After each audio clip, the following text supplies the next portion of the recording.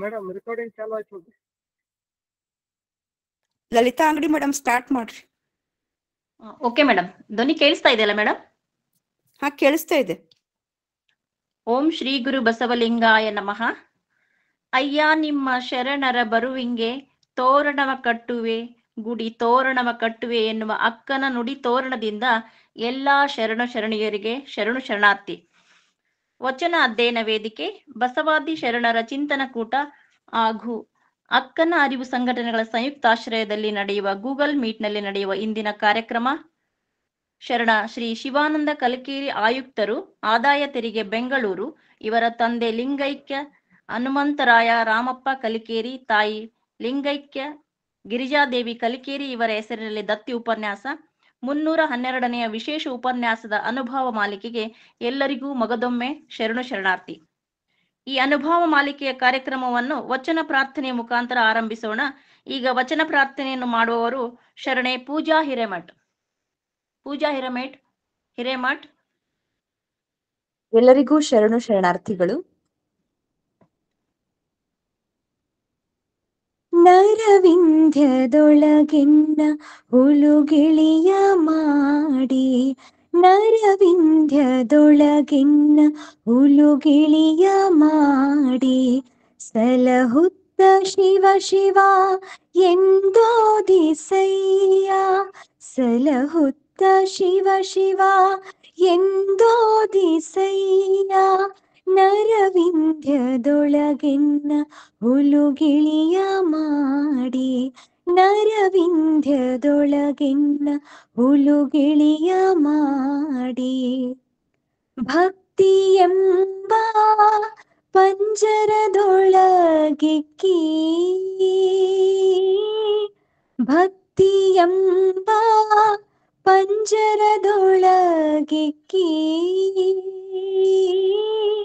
ಸಲಹು ಕೂಡಲ ಸಂಗಮ ದೇವ, ಸಲಹು ಕೂಡಲ ಸಂಗಮ ದೇವ, ಸಲಹು ಕೂಡಲ ಸಂಗಮ ದೇವ, ಸಲಹು ಕೂಡಲ ಸಂಗಮ ದೇವ, ನರವಿಂಧ್ಯದೊಳಗೆನ್ನ ಹುಲುಗಿಳಿಯ ಮಾಡಿ, ನರವಿಂಧ್ಯದೊಳಗೆನ್ನ ಹುಲುಗಿಳಿಯ ಮಾಡಿ, ಸಲಹುತ್ತ ಶಿವ ಶಿವ ಎಂದೋದಿಸಯ್ಯ, ಸಲಹುತ್ತ ಶಿವ ಶಿವ ಎಂದೋದಿಸಯ್ಯ, ನರವಿಂಧ್ಯದೊಳಗೆನ್ನ ಹುಲುಗಿಳಿಯ ಮಾಡಿ, ನರವಿಂಧ್ಯದೊಳಗೆನ್ನ ನರವಿಂಧ್ಯದೊಳಗೆನ್ನ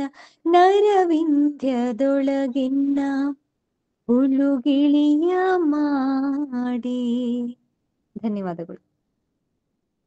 ಭಕ್ತಿಪೂರ್ವಕವಾಗಿ ಮಧುರವಾದ ಕಂಠದಿಂದ ವಚನಗೈದ ತಮಗೆ ಶರಣು ಶರಣಾರ್ಥಿ ಪೂಜಾ ಹಿರೇಮಠ ಅವರೇ. ಈಗ ಸ್ವಾಗತ, ಪ್ರಾಸ್ತಾವಿಕ ಹಾಗೂ ಪರಿಚಯವನ್ನು ಮಾಡಿಕೊಡಲಿದ್ದಾರೆ ಶರಣೆ ಶೈಲಜಾ ಪವಾಡ್ ಶೆಟ್ಟರ್. ಶರಣೆ ಶೈಲಜಾ ಪವಾಡ್ ಶೆಟ್ಟರ್ ಇದ್ದಾರಲ್ವಾ ಮೇಡಮ್? ಹಾ ಸರ್, ಹಾ ಮೇಡಮ್ ಅದ. Okay madam. ಎಲ್ಲರಿಗೂ ಸಂಜೆಯ ನಮಸ್ಕಾರಗಳು. ಗಂಟೆಯನ್ನು ಪಿಡಿಯೋರ್ವ ಟೆಂಟೆಣಿಸಲು ನಾದಮುಂಟಲ್ಲದೆ ಉಳಿದು ತಾನಾಗಿಯೇ ನುಡಿಯುವುದುಂಟೆ, ಶ್ರೀ ಗುರುವೇ ಕೃಪೆಯಾಗು. ಬಸವಲಿಂಗ ಶರಣರ ತ್ರಿಪದಿಯ ಮೂಲಕ ಎಲ್ಲರಿಗೂ ಶರಣ ಶರಣಾರ್ಥಿಗಳನ್ನು ಸಮರ್ಪಿಸುತ್ತಾ ಈಗ ಎಲ್ಲರಿಗೂ ಸ್ವಾಗತವನ್ನು ಕೋರುತ್ತಿದ್ದೇನೆ. ಕಾರ್ಯಕ್ರಮದ ಪ್ರಾರ್ಥನೆಯನ್ನು ನಿರ್ವಹಿಸಿರತಕ್ಕಂತಹ ಶರಣೆ ಪೂಜಾ ಹಿರೇಮಠ್ ಅವರಿಗೆ ಕಾರ್ಯಕ್ರಮಕ್ಕೆ ಸ್ವಾಗತ ಮತ್ತು ಸುಸ್ವಾಗತ. ಈ ಕಾರ್ಯಕ್ರಮದಲ್ಲಿ ವಿಶೇಷ ಉಪನ್ಯಾಸವನ್ನು ನೀಡಲಿರುವಂತಹ ಸದ್ಗುರು ಸಮರ್ಥ ಭಾವು ಸಾಹೇಬ್ ಮಹಾರಾಜರ ವಿಶೇಷ ಉಪನ್ಯಾಸವನ್ನು ನೀಡುತ್ತಿರುವಂತಹ ಶರಣೆ ಅನಿತಾ ಕಾರಜನಗಿ ಅವರಿಗೂ ಕೂಡ ಕಾರ್ಯಕ್ರಮಕ್ಕೆ ಸ್ವಾಗತವನ್ನು ಕೋರುತ್ತೇನೆ. ಮತ್ತು ಕಾರ್ಯಕ್ರಮದ ಶರಣು ಸಮರ್ಪಣೆಯನ್ನು ನಿರ್ವಹಿಸ್ತಾ ಇರುವಂತಹ ಅನ್ನಪೂರ್ಣ ಅಗಡಿ ಅವರಿಗೂ ಕೂಡ ಕಾರ್ಯಕ್ರಮಕ್ಕೆ ಸ್ವಾಗತವನ್ನು ಕೋರುತ್ತೇನೆ. ವಚನ ಮಂಗಳಗೈಯಲ್ಲಿರುವಂತಹ ಡಾಕ್ಟರ್ ಕಸ್ತೂರಿ ದಳವಾಯಿ ಅವರಿಗೂ ಕೂಡ ಕಾರ್ಯಕ್ರಮಕ್ಕೆ ಸ್ವಾಗತವನ್ನು ಕೋರುತ್ತೇನೆ. ಮತ್ತು ಕಾರ್ಯಕ್ರಮದ ನಿರ್ವಹಣೆಯನ್ನು ನಿರ್ವಹಿಸ್ತಾ ಇರುವಂತಹ ಶರಣೆ ಲಲಿತಾ ಅಂಗಡಿ ಅವರಿಗೂ ಕೂಡ ನಾನು ಕಾರ್ಯಕ್ರಮಕ್ಕೆ ಸ್ವಾಗತವನ್ನು ಕೋರುತ್ತೇನೆ. ಮತ್ತು ಇಲ್ಲಿರ್ತಕ್ಕಂತಹ ಎಲ್ಲ ಸಭಿಕರಿಗೂ ಕೂಡ ಎಲ್ಲ ಗೂಗಲ್ ಮೀಟ್ನಲ್ಲಿ ಭಾಗಿಯಾಗಿರ್ತಕ್ಕಂತಹ ಎಲ್ಲರಿಗೂ ಕೂಡ ಸ್ವಾಗತವನ್ನು ಕೋರುತ್ತೇನೆ. ಮತ್ತು ಇವತ್ತು ವಿಶೇಷ ಉಪನ್ಯಾಸ ನೀಡಲಿರುವಂತಹ ಅನಿತಾ ಕಾರಜಗಿ ಅವರ ಪರಿಚಯವನ್ನು ಮಾಡಿಕೊಡಲಿದ್ದೇನೆ.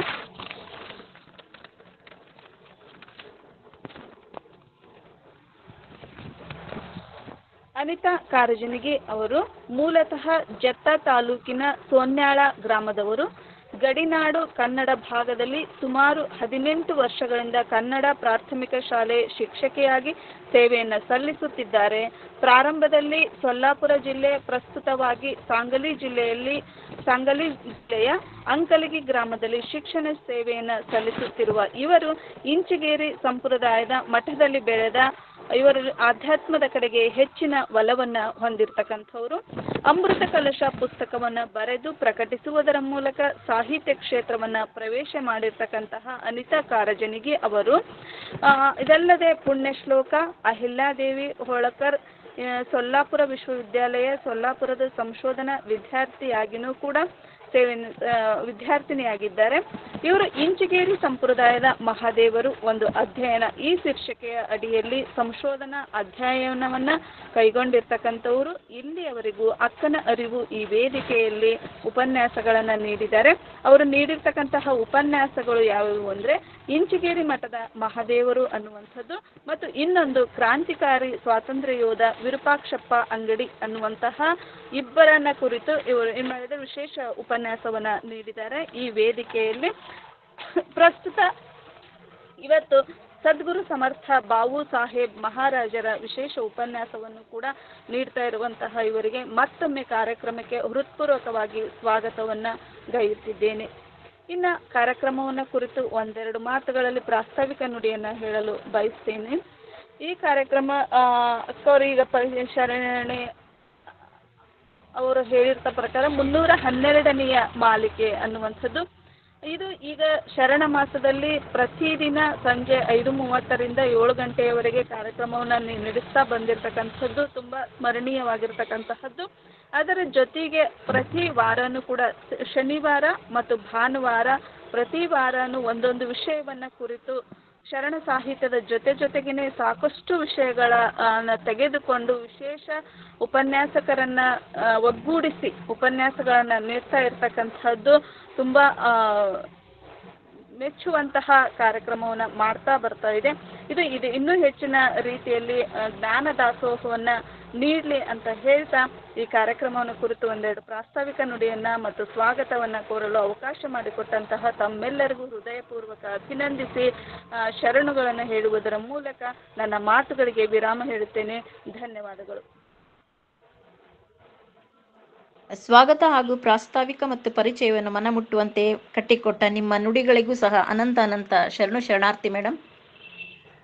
ಈಗ ನಾವು ನೀವೆಲ್ಲರೂ ಕೇಳುವ ಇಂದಿನ ವಿಶೇಷ ಅನುಭವ ಮಾಲಿಕೆಯ ವಿಷಯ ಸದ್ಗುರು ಸಮರ್ಥ ಬಾವು ಸಾಹೇಬ್ ಮಹಾರಾಜರ ಬಗ್ಗೆ. ತಮ್ಮ ಚಿಂತನೆಯ ಬೆಳಕನ್ನು ನಮ್ಮ ಮುಂದೆ ಬೆಳಗಲಿದ್ದಾರೆ ಶರಣೆ ಅನಿತಾ ಕಾರಜಗಿ ಮೇಡಮ್. ವೇದಿಕೆ ನಿಮಗಾಗಿ. ಅನಿತಾ ಮೇಡಮ್, ವೇದಿಕೆ ನಿಮಗಾಗಿ. ಧನ್ಯವಾದಗಳು ಮೇಡಮ್. ಪರಮನ ರೂಪದಲ್ಲಿ ವರವಿಯಲರಿಯದೆ ನರನಾಗಿ ಬಂದ ಗುರುವಿಗೆ ಸಮನಾರು ಕಾಣೆ ಸರ್ವಜ್ಞ, ಸಮನಾರು ಕಾಣೆ ಸರ್ವಜ್ಞ. ಬಸವ ಅಂತಾರಾಷ್ಟ್ರೀಯ ತಿಳುವಳಿಕೆ ಮತ್ತು ಸಂಶೋಧನಾ ಕೇಂದ್ರ ಪುಣೆಯ ವಚನ ಅಧ್ಯಯನ ವೇದಿಕೆ ಮತ್ತು ಅಕ್ಕನ ಅರಿವು ಬಳಗ ಸಂಯುಕ್ತ ಆಶ್ರಯದಲ್ಲಿ ಹಮ್ಮಿಕೊಳ್ಳಲಾಗಿರುವ ಶ್ರಾವಣ ಮಾಸದ ನಿಮಿತ್ತ ಈ ಗೂಗಲ್ ಮೀಟ್ ಶರಣ ಚಿಂತನ ಮಾಲಿಕೆಯಲ್ಲಿ ಒಂದುಗೂಡಿರುವ ಎಲ್ಲ ಶರಣ ಬಂಧು ಭಗಿನಿಯರಿಗೂ ನನ್ನ ಹೃದಯಪೂರ್ವಕ ನಮನಗಳನ್ನು ಸಲ್ಲಿಸ್ತೇನೆ. ಈ ಗೂಗಲ್ ಮೀಟ್ ವೇದಿಕೆಯನ್ನು ಸಂಯೋಜಿಸಿ ಉಪನ್ಯಾಸ ನೀಡಲು ಪ್ರೇರೇಪಿಸಿರ್ತಕ್ಕಂತಹ ಡಾಕ್ಟರ್ ಪಟ್ಟಣ್ ಸರ್ ಅವರಿಗೂ ಶರಣಾರ್ಥಿಗಳನ್ನ ಸಲ್ಲಿಸ್ತೇನೆ. ನನ್ನ ಉಪನ್ಯಾಸದ ವಿಷಯ ಸದ್ಗುರು ಸಮರ್ಥ ಬಾಹು ಸಾಹೇಬ್ ಮಹಾರಾಜರು. ಇಂಚಗೇರಿ ಗ್ರಾಮದ ಪಕ್ಕದಲ್ಲಿ ಒಂದು ಸ್ಥಾನವನ್ನ ದಾನವಾಗಿ ಪಡೆದು ಗುರುಲಿಂಗ ಜಂಗಮ ಮಹಾರಾಜರ ಅಸ್ಥಿಯನ್ನ ತಂದು ಸಮಾಧಿ ನಿರ್ಮಿಸಿ ಒಂದು ಗುಡಿಸಲು ಹಾಕಿಕೊಂಡು ಬೆರಳೆಣಿಕೆಯಷ್ಟು ಸಾಧಕರು ಕೂಡಿಕೊಂಡು ಭಕ್ತಿಯ ಬೀಜ ನೆಟ್ಟರು. ಅದು ಇಂದು ಮಹಾವೃಕ್ಷವಾಗಿ ಕರ್ನಾಟಕ ಮಹಾರಾಷ್ಟ್ರ ಮಾತ್ರವಲ್ಲದೆ ದೇಶ ವಿದೇಶಗಳಲ್ಲಿಯೂ ಕೂಡ ತನ್ನ ಶಾಖೆ ಉಪಶಾಖೆಗಳನ್ನು ಹೊಂದಿ ಈ ಪ್ರಪಂಚಕ್ಕೆ ಪರಮಾರ್ಥದ ಬೆಳಕನ್ನ ನೀಡ್ತಾ ಇದೆ. ದಾನವರನ್ನು ಮಾನವರನ್ನು ಮಹಾಮಾನವರನ್ನಾಗಿ ಪರಿವರ್ತಿಸುವ ಕೇಂದ್ರವಾಗಿದೆ. ಧ್ಯಾನ ಯೋಗದ ಮಹತ್ವವನ್ನ ಇಂದಿನ ಜನತೆಗೆ ಸಾರುತ್ತಿದೆ. ಇದಲ್ದೇನೆ ಜಗತ್ತಿಗೆ ಧಾರ್ಮಿಕ, ಸಾಮಾಜಿಕ, ಭಾಷಿಕ ಸಾಮರಸ್ಯವನ್ನ ಕಲಿಸಿ ಕೊಡ್ತಾ ಇದೆ. ಆತ್ಮಜ್ಞಾನಕ್ಕೆ ಮಹತ್ವ ನೀಡುವ ಸಂಪ್ರದಾಯವಾಗಿ ಬೆಳೆದು ಬಂದಿದೆ. ಉತ್ತರ ಕರ್ನಾಟಕದಲ್ಲಿ ಇಂಚಗೇರಿ ಅಧ್ಯಾತ್ಮ ಸಂಪ್ರದಾಯವೆಂದು ಪ್ರಸಿದ್ಧಿಯನ್ನ ಪಡೆದಿದೆ. ಸುಕ್ಷೇತ್ರವಾಗಿ ಪ್ರತಿ ಪಂಢರಪುರವಾಗಿ ಬೆಳೆದು ನಿಂತಿದೆ. ಹಾಗಾದರೆ ಈ ಇಂಚಗೇರಿ ಸಂಪ್ರದಾಯವೆಂಬ ಭಕ್ತಿ ಪಂಥದ ಸಂಸ್ಥಾಪಕರು ಯಾರು ಅಂತಂದ್ರ ಅವರೇ ನಮ್ಮ ಉಮದಿಯ ಸದ್ಗುರು ಸಮರ್ಥ ಬಾಹು ಸಾಹೇಬ್ ಮಹಾರಾಜರು. ಮಹಾರಾಷ್ಟ್ರದ ಸಾಂಗಲಿ ಜಿಲ್ಲೆಯ ಜತ್ತ ತಾಲೂಕಿನಲ್ಲಿ ಉಮದಿ ಎಂಬ ಗ್ರಾಮ. ಅಲ್ಲಿಯ ಪ್ರಸಿದ್ಧ ಬ್ರಾಹ್ಮಣರ ದೇಶಪಾಂಡೆ ಮನೆತನ. ಈ ಮನೆತನದ ಹಿರಿಯರು 30 ಹಳ್ಳಿಗಳ ಜಹಗೀರ್ದಾರರಾಗಿದ್ರು. ಇಂತಹ ಒಂದು ಮನೆತನದಲ್ಲಿ ತಂದೆ ಖಂಡೇರಾಯ, ತಾಯಿ ಭಾಗೀರಥಿ ಇವರ ಉದರದಲ್ಲಿ ರಾಮನವಮಿಯ ಶುಭ ಮುಹೂರ್ತದಂದು ದಿನಾಂಕ 19 ಏಪ್ರಿಲ್ 1843 ಈ ವೆಂಕಟೇಶನ ಜನ್ಮವಾಗ್ತದ.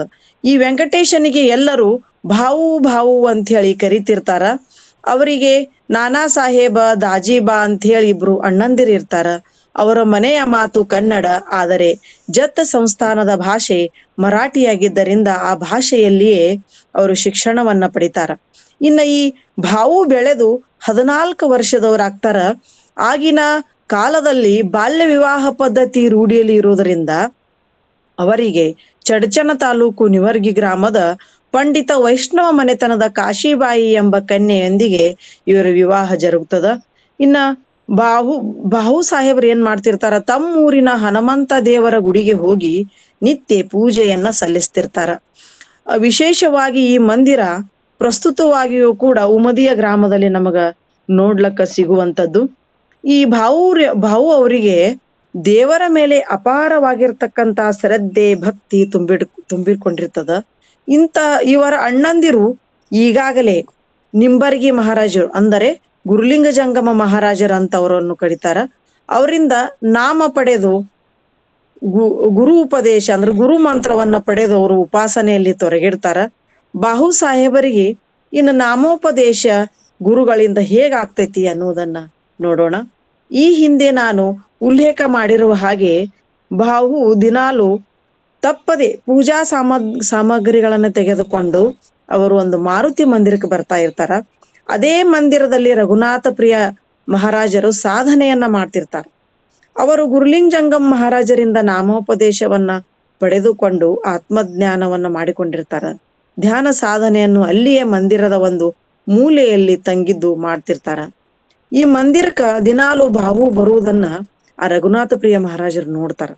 ಈ ಬಾಲಕನಲ್ಲಿಯ ಭಕ್ತಿ ಭಾವ, ಶ್ರದ್ಧೆ, ಅವರ ಮುಖದ ಮೇಲಿನ ಒಂದು ಸಾತ್ವಿಕ ಕಳೆಯನ್ನ ಕಂಡು ಈ ಬಾಲಕನಲ್ಲಿ ಜ್ಞಾನಿ ಆಗತಕ್ಕಂತ ಲಕ್ಷಣ ಅದಾವಲ್ಲ ಅಂತ ಹೇಳಿ ಅದನ್ನ ಕಂಡು ಹಿಡಿತಾರ. ಆಗ ಅವರು ಆ ಬಾಲಕನನ್ನು ಹತ್ತಿರ ಕರೆದು ನಾಮೋಪದೇಶ ಯಾಕೆ ತಗೋಬೇಕು, ಧ್ಯಾನ ಸಾಧನೆಯನ್ನ ಯಾಕೆ ಮಾಡ್ಬೇಕು, ಅದರ ಶಕ್ತಿ ಎಂಥದ್ದು, ಅದರ ಮಹತ್ವ ಏನು ಅನ್ನುವುದನ್ನ ತಿಳಿಸಿ ಹೇಳ್ತಾರ.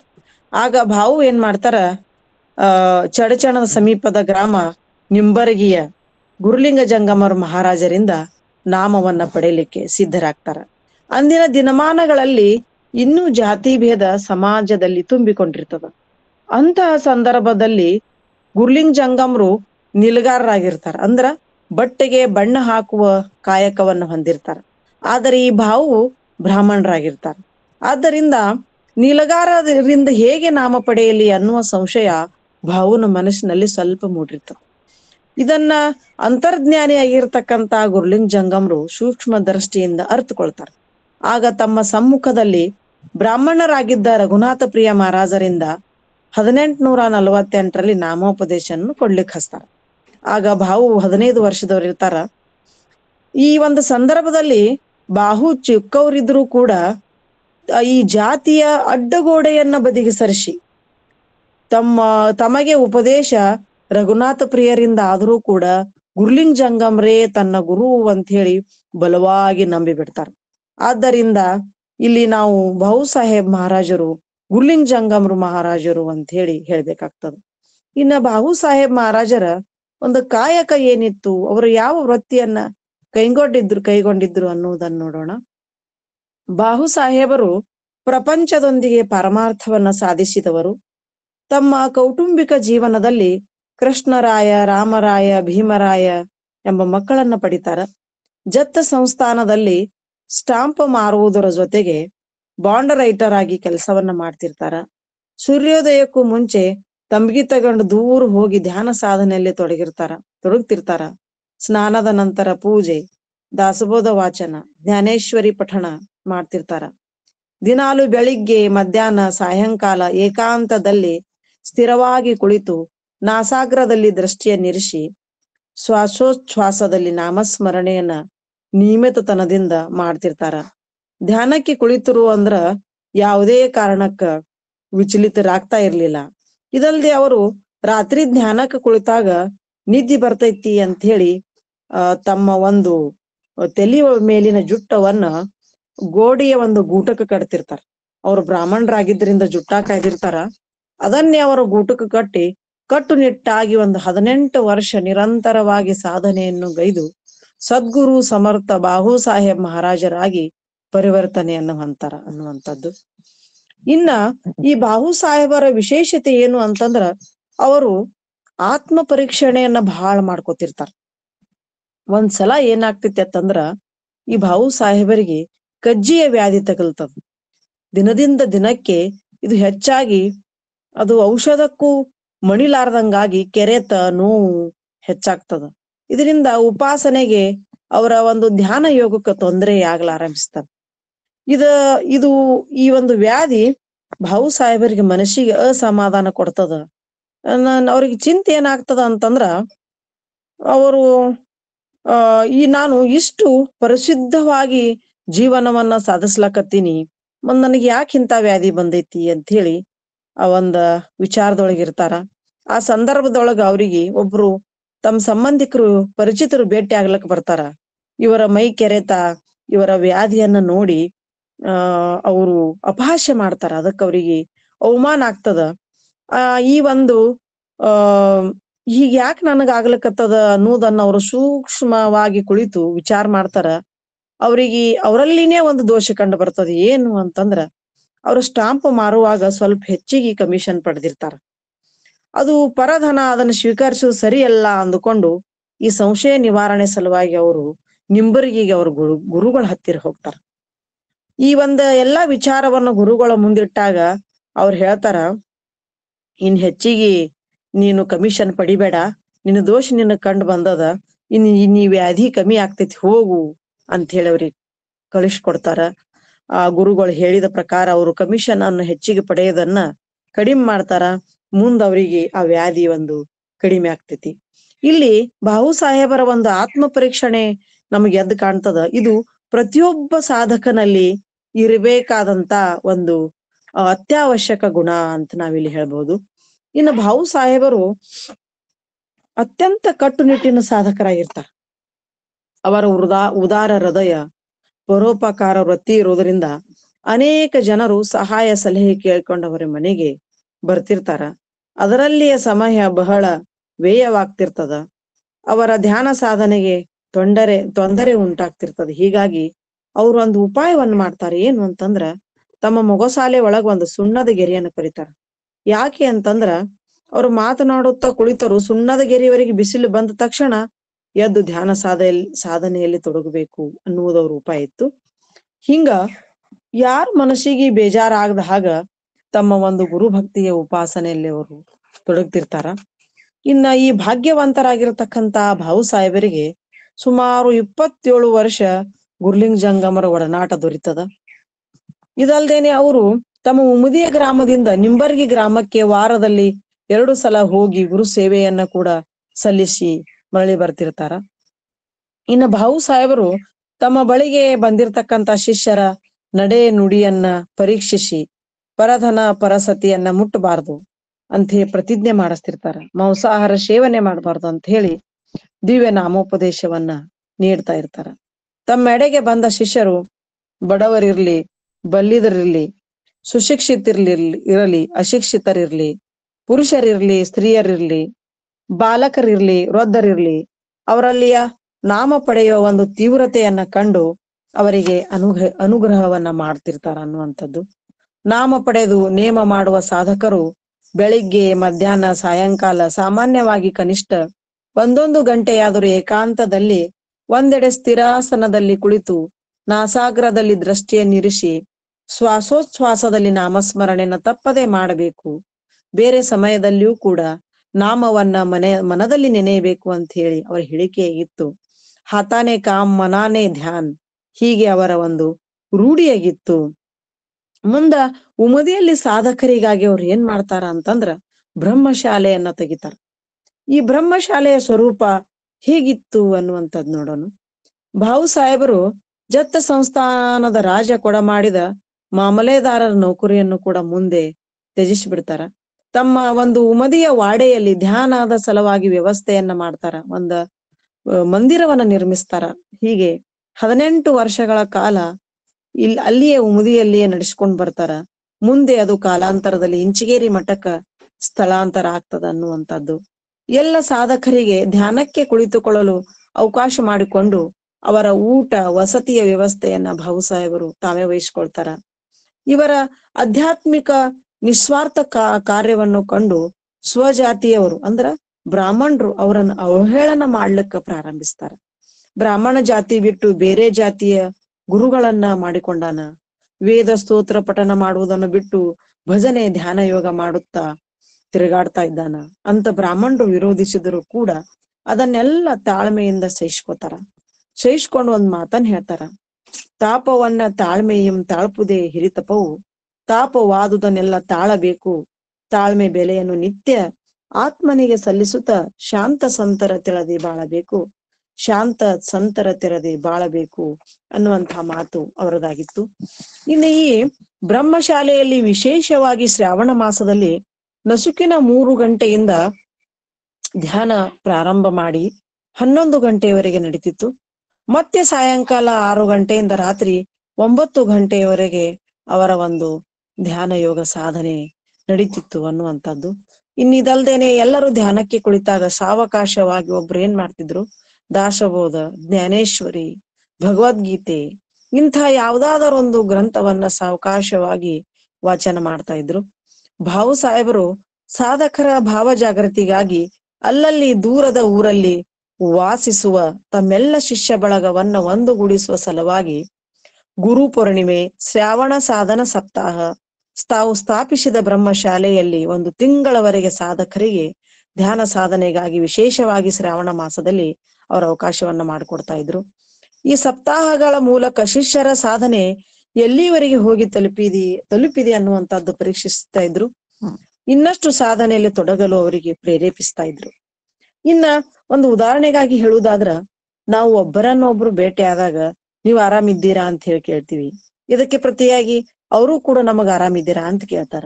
ಇದಲ್ದೇನೆ ನಾವೇನಾದ್ರೂ ಹೊಸದನ್ನು ಆಸ್ತಿ ಅಂತಸ್ತು ಖರೀದಿಸಿದ್ರ ಖುಷಿಯಿಂದ ಅವ್ರಿಗೆ ಹೇಳ್ಕೊತೀವಿ, ಅವರು ಕೂಡ ಹೇಳ್ತಾರ. ಆದ್ರ ಭಾವು ಸಾಹೇಬ್ ಮಹಾರಾಜರ ಹಿರಿಯ ಶಿಷ್ಯಂದಿರಲ್ಲಿ ಏನ್ ಪದ್ಧತಿ ಇತ್ತು ಅಂತಂದ್ರ, ಅವ್ರು ಒಬ್ರಿಗೊಬ್ರು ಭೇಟಿ ಆದಾಗ ನಿನ್ನ ಸಾಧನೆ ಹೇಗೆ ನಡೆದೈತಿ, ಅದರಲ್ಲಿ ನಿನಗೆ ಏನಾದ್ರೂ ಅಡೆತಡೆ ಬಂದಾವೇನು, ಧ್ಯಾನ ಯೋಗದಿಂದ ನಿನಗ ಬಂದಿರ್ತಕ್ಕಂಥ ಅನುಭವಗಳೇನು ಎಂದು ಕೇಳುವ ರೂಢಿ ಇತ್ತು ಅಂತ ಹೇಳ್ತಾರ. ಇದರಿಂದ ಏನ್ ಕಂಡು ಬರ್ತದ ಅಂದ್ರ, ಅವ್ರ ಎಲ್ಲಾ ಚಿತ್ತವೃತ್ತಿ ಪರಮಾರ್ಥ ಸಾಧನೆ ಕಡೆಗೆ ಇತ್ತು, ಗುರು ಹೇಳಿದ ಭಕ್ತಿ ಮಾರ್ಗದ ಕಡೆಗೆ ಇತ್ತು ಅನ್ನುವಂಥದ್ದು. ಈ ಒಂದು ಪರಮಾರ್ಥದ ತುತ್ತ ತುದಿಯನ್ನ ಮುಟ್ಟುವ ಕಡೆಗೆ ಅವರ ಗುರಿ ಇತ್ತು ಅನ್ನುವಂಥದ್ದು ಕಂಡು ಬರ್ತದ. ಇನ್ನ ಈ ಭಾವು ಸಾಹೇಬ್ ಮಹಾರಾಜರಿಗೆ ಅವ್ರ ಗುರು ಗುರ್ಲಿಂಗ ಜಂಗಮರು ಏನ್ ಆಶೀರ್ವಾದ ಮಾಡ್ತಾರ ಅನ್ನೋದನ್ನ ನೋಡೋಣ. ಆಗಿನ ಕಾಲದ ಪ್ರಸಿದ್ಧ ಆತ್ಮಜ್ಞಾನಿ ಪುರುಷರು ಅಂದ್ರ ಗುರ್ಲಿಂಗ ಜಂಗಮ್ ಮಹಾರಾಜರು. ಅವರೊಂದಿಗೆ ಭಾವು ಸಾಹೇಬರದು ಅನನ್ಯವಾಗಿರ್ತಕ್ಕಂತಹ ಗುರು ಶಿಷ್ಯರ ಸಂಬಂಧ ಬೆಳೆದು ಬಂದಿರ್ತದ. ಗುರು ಗುರ್ಲಿಂಗ ಜಂಗಮರು ತಮ್ಮ ಜೀವಿತದ ಕೊನೆಯ ಕ್ಷಣಗಳಲ್ಲಿ ತಮ್ಮೆಲ್ಲ ಶಕ್ತಿಯನ್ನ ಶ್ರೀ ಭಾವು ಸಾಹೇಬರಿಗೆ ಧಾರೆ ಎರೆದು ಭವ್ಯವಾದ ಸಂಪ್ರದಾಯವನ್ನ ಕಟ್ಲಿಕ್ಕ ಅವರಿಗೆ ಆಶೀರ್ವದಿಸ್ತಾರ. ಈ ಆಶೀರ್ವಾದವನ್ನ ನೀಡಿ ಮುಂದೆ ಗುರ್ಲಿಂಗ ಜಂಗಮರು ದಿನಾಂಕ 27 ಮಾರ್ಚ್ 1885 ವೃದ್ಧಾಪ್ಯದಿಂದ ತಮ್ಮ ದೇಹವನ್ನ ನಿಂಬರಿಗೆಯಲ್ಲಿ ತ್ಯಜಿಸ್ತಾರ. ಇನ್ನು ಶಿಷ್ಯಂದಿರೆಲ್ಲ ಕೂಡಿಕೊಂಡು ನಿಂಬರ್ಗಿ ಗ್ರಾಮದ ಅಲ್ಲಿಯೇ ಹಳ್ಳದ ದಡದಲ್ಲಿ ಒಂದು ಚಿಕ್ಕ ಸಮಾಧಿಯನ್ನ ನಿರ್ಮಿಸಿ ಅಲ್ಲಿಯ ಭಕ್ತಿಯ ಒಂದು ಕಾರ್ಯವನ್ನ ಮಾಡಲು ಪ್ರಾರಂಭಿಸ್ತಾರ. ತಮ್ಮ ಗುರುಗಳ ಮೇಲೆ ಅಪಾರವಾದ ಶ್ರದ್ಧೆ ಭಕ್ತಿಯನ್ನ ಇಟ್ಟಿರ್ತಕ್ಕಂತಹ ಬಾಹು ಸಾಹೇಬರು ಭಕ್ತಿ ಪ್ರಚಾರಕ್ಕಾಗಿ ಮುಂದಾಳತ್ವವನ್ನು ವಹಿಸ್ತಾರ. ಗುರುಗಳ ಪುಣ್ಯತಿಥಿ ಅಂದ್ರೆ ಅದನ್ನೇ ಚೈತ್ರ ಸಪ್ತಾಹ ಅಂತ ಹೇಳಿ ಕರೀತಾರ. ಗುರು ಪೂರ್ಣಿಮೆ ಕಾರ್ಯಕ್ರಮಗಳನ್ನ 1855ರಿಂದ 1900ವರೆಗೆ ಅಲ್ಲಿ ಆಚರಿಸ್ತಾರ. ಮುಂದ ಅಲ್ಲಿ ಭಕ್ತಿಯನ್ನ ಬೆಳೆಸಲಿಕ್ಕೆ ಅವ್ರಿಗೆ ಅಡೆತಡೆ ಉಂಟಾಗ್ತೈತಿ. ಏನು ಅನ್ನೋದನ್ನ ನೋಡೋಣ. ಮುಂದ ಏನಾಗ್ತೈತಿ ಅಂತಂದ್ರ, ಆ ನಿಂಬರಿಗೆ ಊರು ಗೌಡ್ತಿ ಗುರ್ಲಿಂಗಜಂಗಮರ ಮಹಾರಾಜರ ಸಮಾಧಿಯ ಮೇಲೆ ಒಂದು ಒಡ್ಡ ಹಾಕಿಸಿ ಬಿಡ್ತಾರ. ಹಾಕಿಸಿ ಈ ಜಾಗ ಎಲ್ಲ ತಮ್ಮ ಮಾಲಕಿಯದೈತಿ ಅಂತ ಹೇಳಿ ಕೋರ್ಟಿನಲ್ಲಿ ಮೊಕದ್ದಮೆ ಹೂಡ್ತಾರ. ಈ ಮೊಕದ್ದಮೆ ಹೂಡಿ ಈ ಒಂದ ಸಮಾಧಿಯನ್ನ ನೀವು ಕಿತ್ಕೋರಿ ಅಂತ ಹೇಳಿ ಆ ಗೌಡತಿ ತಕರಾರನ್ನ ಮಾಡಿದಾಗ ಈ ಘಟನೆಯಿಂದ ಬಾಹು ಸಾಹೇಬ್ ಮಹಾರಾಜರು ತುಂಬಾ ನೊಂದ್ಕೊಳ್ತಾರ. ಆ ಗೌಡತಿಯೊಂದಿಗೆ ವಾದ ವಿವಾದಕ್ಕೆ ಇಳಿಯದೆ ಗುರುವಿನ ಅಸ್ಥಿಯ ಗಂಟನ್ನ ಕಟ್ಟಿಕೊಂಡು ಅದನ್ನ ಭಕ್ತಿ ಭಾವದಿಂದ ಪೂಜಿಸಿ ಕುದುರೆ ಮೇಲೆ ಇಟ್ಟುಕೊಂಡು ಸಮಾಧಿ ನಿರ್ಮಿಸಲು ಯೋಗ್ಯ ಸ್ಥಾನ ಸಿಗುವವರೆಗೆ ಹುಡುಕಾಟವನ್ನ ನಡೆಸ್ತಾರ. ಉಮದಿಯ ಪರಿಸರದ ಸುತ್ತಮುತ್ತಲಿನ ಗ್ರಾಮಗಳಾದ ಸೊನಗಿ, ಜಾಲಿಹಾಳ, ಮಲ್ಕಾದೇವರಟ್ಟಿ ಎಲ್ಲಾ ಕಡೆಗೆ ತಿರುಗಾಡ್ತಾರ. ಎಲ್ಲಿ ಅವರಿಗೆ ಯೋಗ್ಯ ಸ್ಥಳ ದೊರೆಯುವುದಿಲ್ಲ. ಇನ್ನು ಈ ಗುರು ಭಕ್ತಿಯ ಅಸ್ತಿತ್ವವನ್ನ ಉಳಿಸುವಗೋಸ್ಕರ ಬಾಹು ಸಾಹೇಬ್ ಮಹಾರಾಜರು ತುಂಬಾ ಕಷ್ಟವನ್ನ ಅನುಭವಿಸ್ತಾರ. ಅವರ ಆತ್ಮೀಯ ಶಿಷ್ಯ ಅಂಬೂರಾಯರ ತಂಗಿಯ ಊರು ಇಂಚಗೇರಿ ಗ್ರಾಮ. ಅವರ ಪರಿಚಯದ ಮೇರೆಗೆ ಅಣ್ಣಪ್ಪ ಕುಲಕರ್ಣಿಯವರ 2 ಎಕರೆ ಭೂಮಿಯನ್ನ ದಾನವಾಗಿ ಪಡಿತಾರ. ಅವರು ಕೊಡ್ಲಕ್ಕ ಮುಂದಾಗ್ತಾರ ಬಾಹು ಸಾಹೇಬರಿಗೆ. ಇದಲ್ಲದೆ ಆ ಸ್ಥಳ ನಿಸರ್ಗರಮ್ಯ ಸ್ಥಾನವಾಗಿರ್ತದ.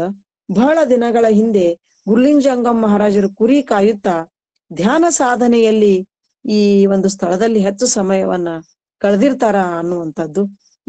ಈ ಸ್ಥಳ ಗುರ್ಲಿಂಗಜಂಗಮರಿಗೂ ಕೂಡ ಪ್ರಿಯವಾಗಿತ್ತು ಅನ್ನುವಂಥದ್ದು. ಹೀಗಾಗಿ ಅಲ್ಲಿ ಅಸ್ಥಿಯ ಗಂಟನ್ನು ಇಟ್ಟು ಪೂಜಿಸಿ ಸಮಾಧಿಯನ್ನ ದಿನಾಂಕ 4 ಫೆಬ್ರವರಿ 1903 ಅಲ್ಲಿ ನಿರ್ಮಿಸ್ತಾರ. ಆದ್ದರಿಂದ ಇಂಚಿಗೇರಿ ಮಠದ ಸಂಸ್ಥಾಪಕರು ಆದ್ಯ ಪುರುಷರು ಸದ್ಗುರು ಸಮರ್ಥ ಬಾಹು ಸಾಹೇಬ್ ಮಹಾರಾಜರು. ಅಂದಿನಿಂದ ಅದು ಇಂಚಿಗೇರಿ ಮಠ ಅಂತ ಹೇಳಿ ಹೆಸರನ್ನ ಪಡಿತದ. ಆಡು ಭಾಷೆಯಲ್ಲಿ ಇಂಚಿಗೇರಿ ಮಠದ ಮೂಲ ಪುರುಷರು ಗುರ್ಲಿಂಗಜಂಗಮರು ಅಂತ ಹೇಳ್ತಾರ. ಆದ್ರ ಅದು ಸರಿಯಲ್ಲ. ಅಲ್ಲಿ ಗುರ್ಲಿಂಗಜಂಗಮರ ಒಂದು ಅಸ್ಥಿಯನ್ನ ಹಾಕಿ ಸಮಾಧಿಯನ್ನು ಕಟ್ಟುವುದರ ಮೂಲಕ ಈ ಬಾಹು ಸಾಹೇಬ್ ಮಹಾರಾಜರು ಅಲ್ಲಿ ಈ ಒಂದು ಮಠವನ್ನ ಸ್ಥಾಪಿಸ್ತಾರ. ಆದ ಕಾರಣ ಇಂಚಿಗೇರಿ ಮಠದ ಮೂಲ ಪುರುಷರು ಸಂಸ್ಥಾಪಕರು ಯಾರು ಅಂತಂದ್ರ ಸದ್ಗುರು ಸಮರ್ಥ ಬಾಹು ಸಾಹೇಬ್ ಮಹಾರಾಜರು. ಇಂಚಿಗೇರಿ ಎಂಬ ಹಳ್ಳಿಯಲ್ಲಿ ಈ ಒಂದ ಗದ್ದುಗೆ ನಿರ್ಮಾಣ ಆಗಿರುವ ಕುರಿತು ಐನಾಥ ಪ್ರಭು ಮಹಾರಾಜರು ಕಾಲಜ್ಞಾನ ಪದದಲ್ಲಿ ಹೀಗೆ ಸಾರ್ತಾರ. ಈ ಐನಾಥ ಪ್ರಭು ಮಹಾರಾಜರು ಯಾರು ಅಂತಂದ್ರೆ ಇವರು ಕೂಡ ಬಾಹು ಸಾಹೇಬ್ ಮಹಾರಾಜರ ಶಿಷ್ಯರೇ. ಇವರು ಅಂದಿನ ದಿನಮಾನಗಳಲ್ಲಿ ಕಾಲಜ್ಞಾನ ಪದಗಳನ್ನ ಬರೆಯುವುದರಲ್ಲಿ ಅಗ್ರಗಣ್ಯರಾಗಿದ್ರು. ಅವ್ರು ಏನ್ ಹೇಳ್ತಾರ ಅಂತಂದ್ರ, ಗುರ್ಲಿಂಗಜಂಗಮ ಮಹಾರಾಜರ ಗದ್ದುಗೆ ಜಗಕ್ಕೆ ಗದ್ದುಗೆ ಮಾಡೇ ತೀರುವ ಭಾವಯ್ಯ ಅಂತ ಹೇಳಿ ಹೇಳ್ತಾರ. ಅಂದ್ರ ಬಾಹು ಸಾಹೇಬ್ ಮಹಾರಾಜರು ಸ್ಥಾಪಿಸಿರುವ ಗುರ್ಲಿಂಗಜಂಗಮ ಮಹಾರಾಜರ ಗದ್ದುಗೆ ಜಗತ್ತಿನಾದ್ಯಂತ ಪ್ರಸಿದ್ಧಿಯನ್ನ ಪಡೆಯುವುದು ಅಂತ ಹೇಳಿ ಹೇಳಲಾಗ್ಯದ. ಇನ್ ನಂತರದ ಕಾಲಘಟ್ಟದಲ್ಲಿ ಇಂಚಗೇರಿಯಲ್ಲಿ ಗದ್ದುಗೆ ಮೇಲೆ ಒಂದು ಚಿಕ್ಕ ಗುಡಿಸಲನ್ನು ಹಾಕೊಂಡು ಉತ್ಕಟವಾದ ಭಕ್ತಿ ಭಾವದಿಂದ ಗದ್ದುಗೆಯ ಪೂಜೆಯ ಸಾಧನೆಯನ್ನ ಮಾಡ್ಲಿಕ್ಕ ಪ್ರಾರಂಭಿಸ್ತಾರ. ತಮ್ಮೆಲ್ಲ ಗುರು ಬಂಧುಗಳು ಅಂಬೂರಾಯರು, ರಘುನಾಥಾಚಾರ್ಯರು, ನಾನಾ ಸಾಹೇಬರು, ಲಕ್ಷ್ಮೀಬಾಯಿ, ವಿರಕ್ತಪ್ಪ, ಗುರುಬಸಪ್ಪ, ಮೋದಿನ ಸಾಹೇಬ, ಪೀರಪ್ಪ, ರಘುನಾಥ ಪ್ರಿಯರು ಮುಂತಾದವರೆಲ್ಲರೂ ಕೂಡಿಕೊಂಡು ಇಂಚಿಗೇರಿ ಮಠದ ಭಕ್ತಿ ಪರಂಪರೆಯನ್ನ ಮುಂದುವರಿಸಿಕೊಂಡು ಬರಲು ಅಣಿಯಾಗ್ತಾರ. ಈ ಒಂದು ಶಿಷ್ಯರ ಹೆಸರನ್ನ ಹೇಳುವುದು ವಿಶೇಷತೆ ಏನು ಅಂತಂದ್ರೆ, ಇಲ್ಲಿ ಎಲ್ಲ ಒಂದು ಜಾತಿ ಜನಾಂಗದ ಒಂದು ಶಿಷ್ಯರು ಇಲ್ಲಿ ಪಾಲ್ಗೊಂಡಾರ ಅನ್ನುವಂಥದ್ದು. ಈ ಇಂಚಿಗೇರಿ ಗ್ರಾಮ ಎಲ್ಲಿದೆ ಅಂದ್ರ ಉತ್ತರ ಕರ್ನಾಟಕದ ವಿಜಯಪುರ ಜಿಲ್ಲೆಯ ಚಡಚಣ ತಾಲೂಕಿನಲ್ಲಿ ಐತಿ.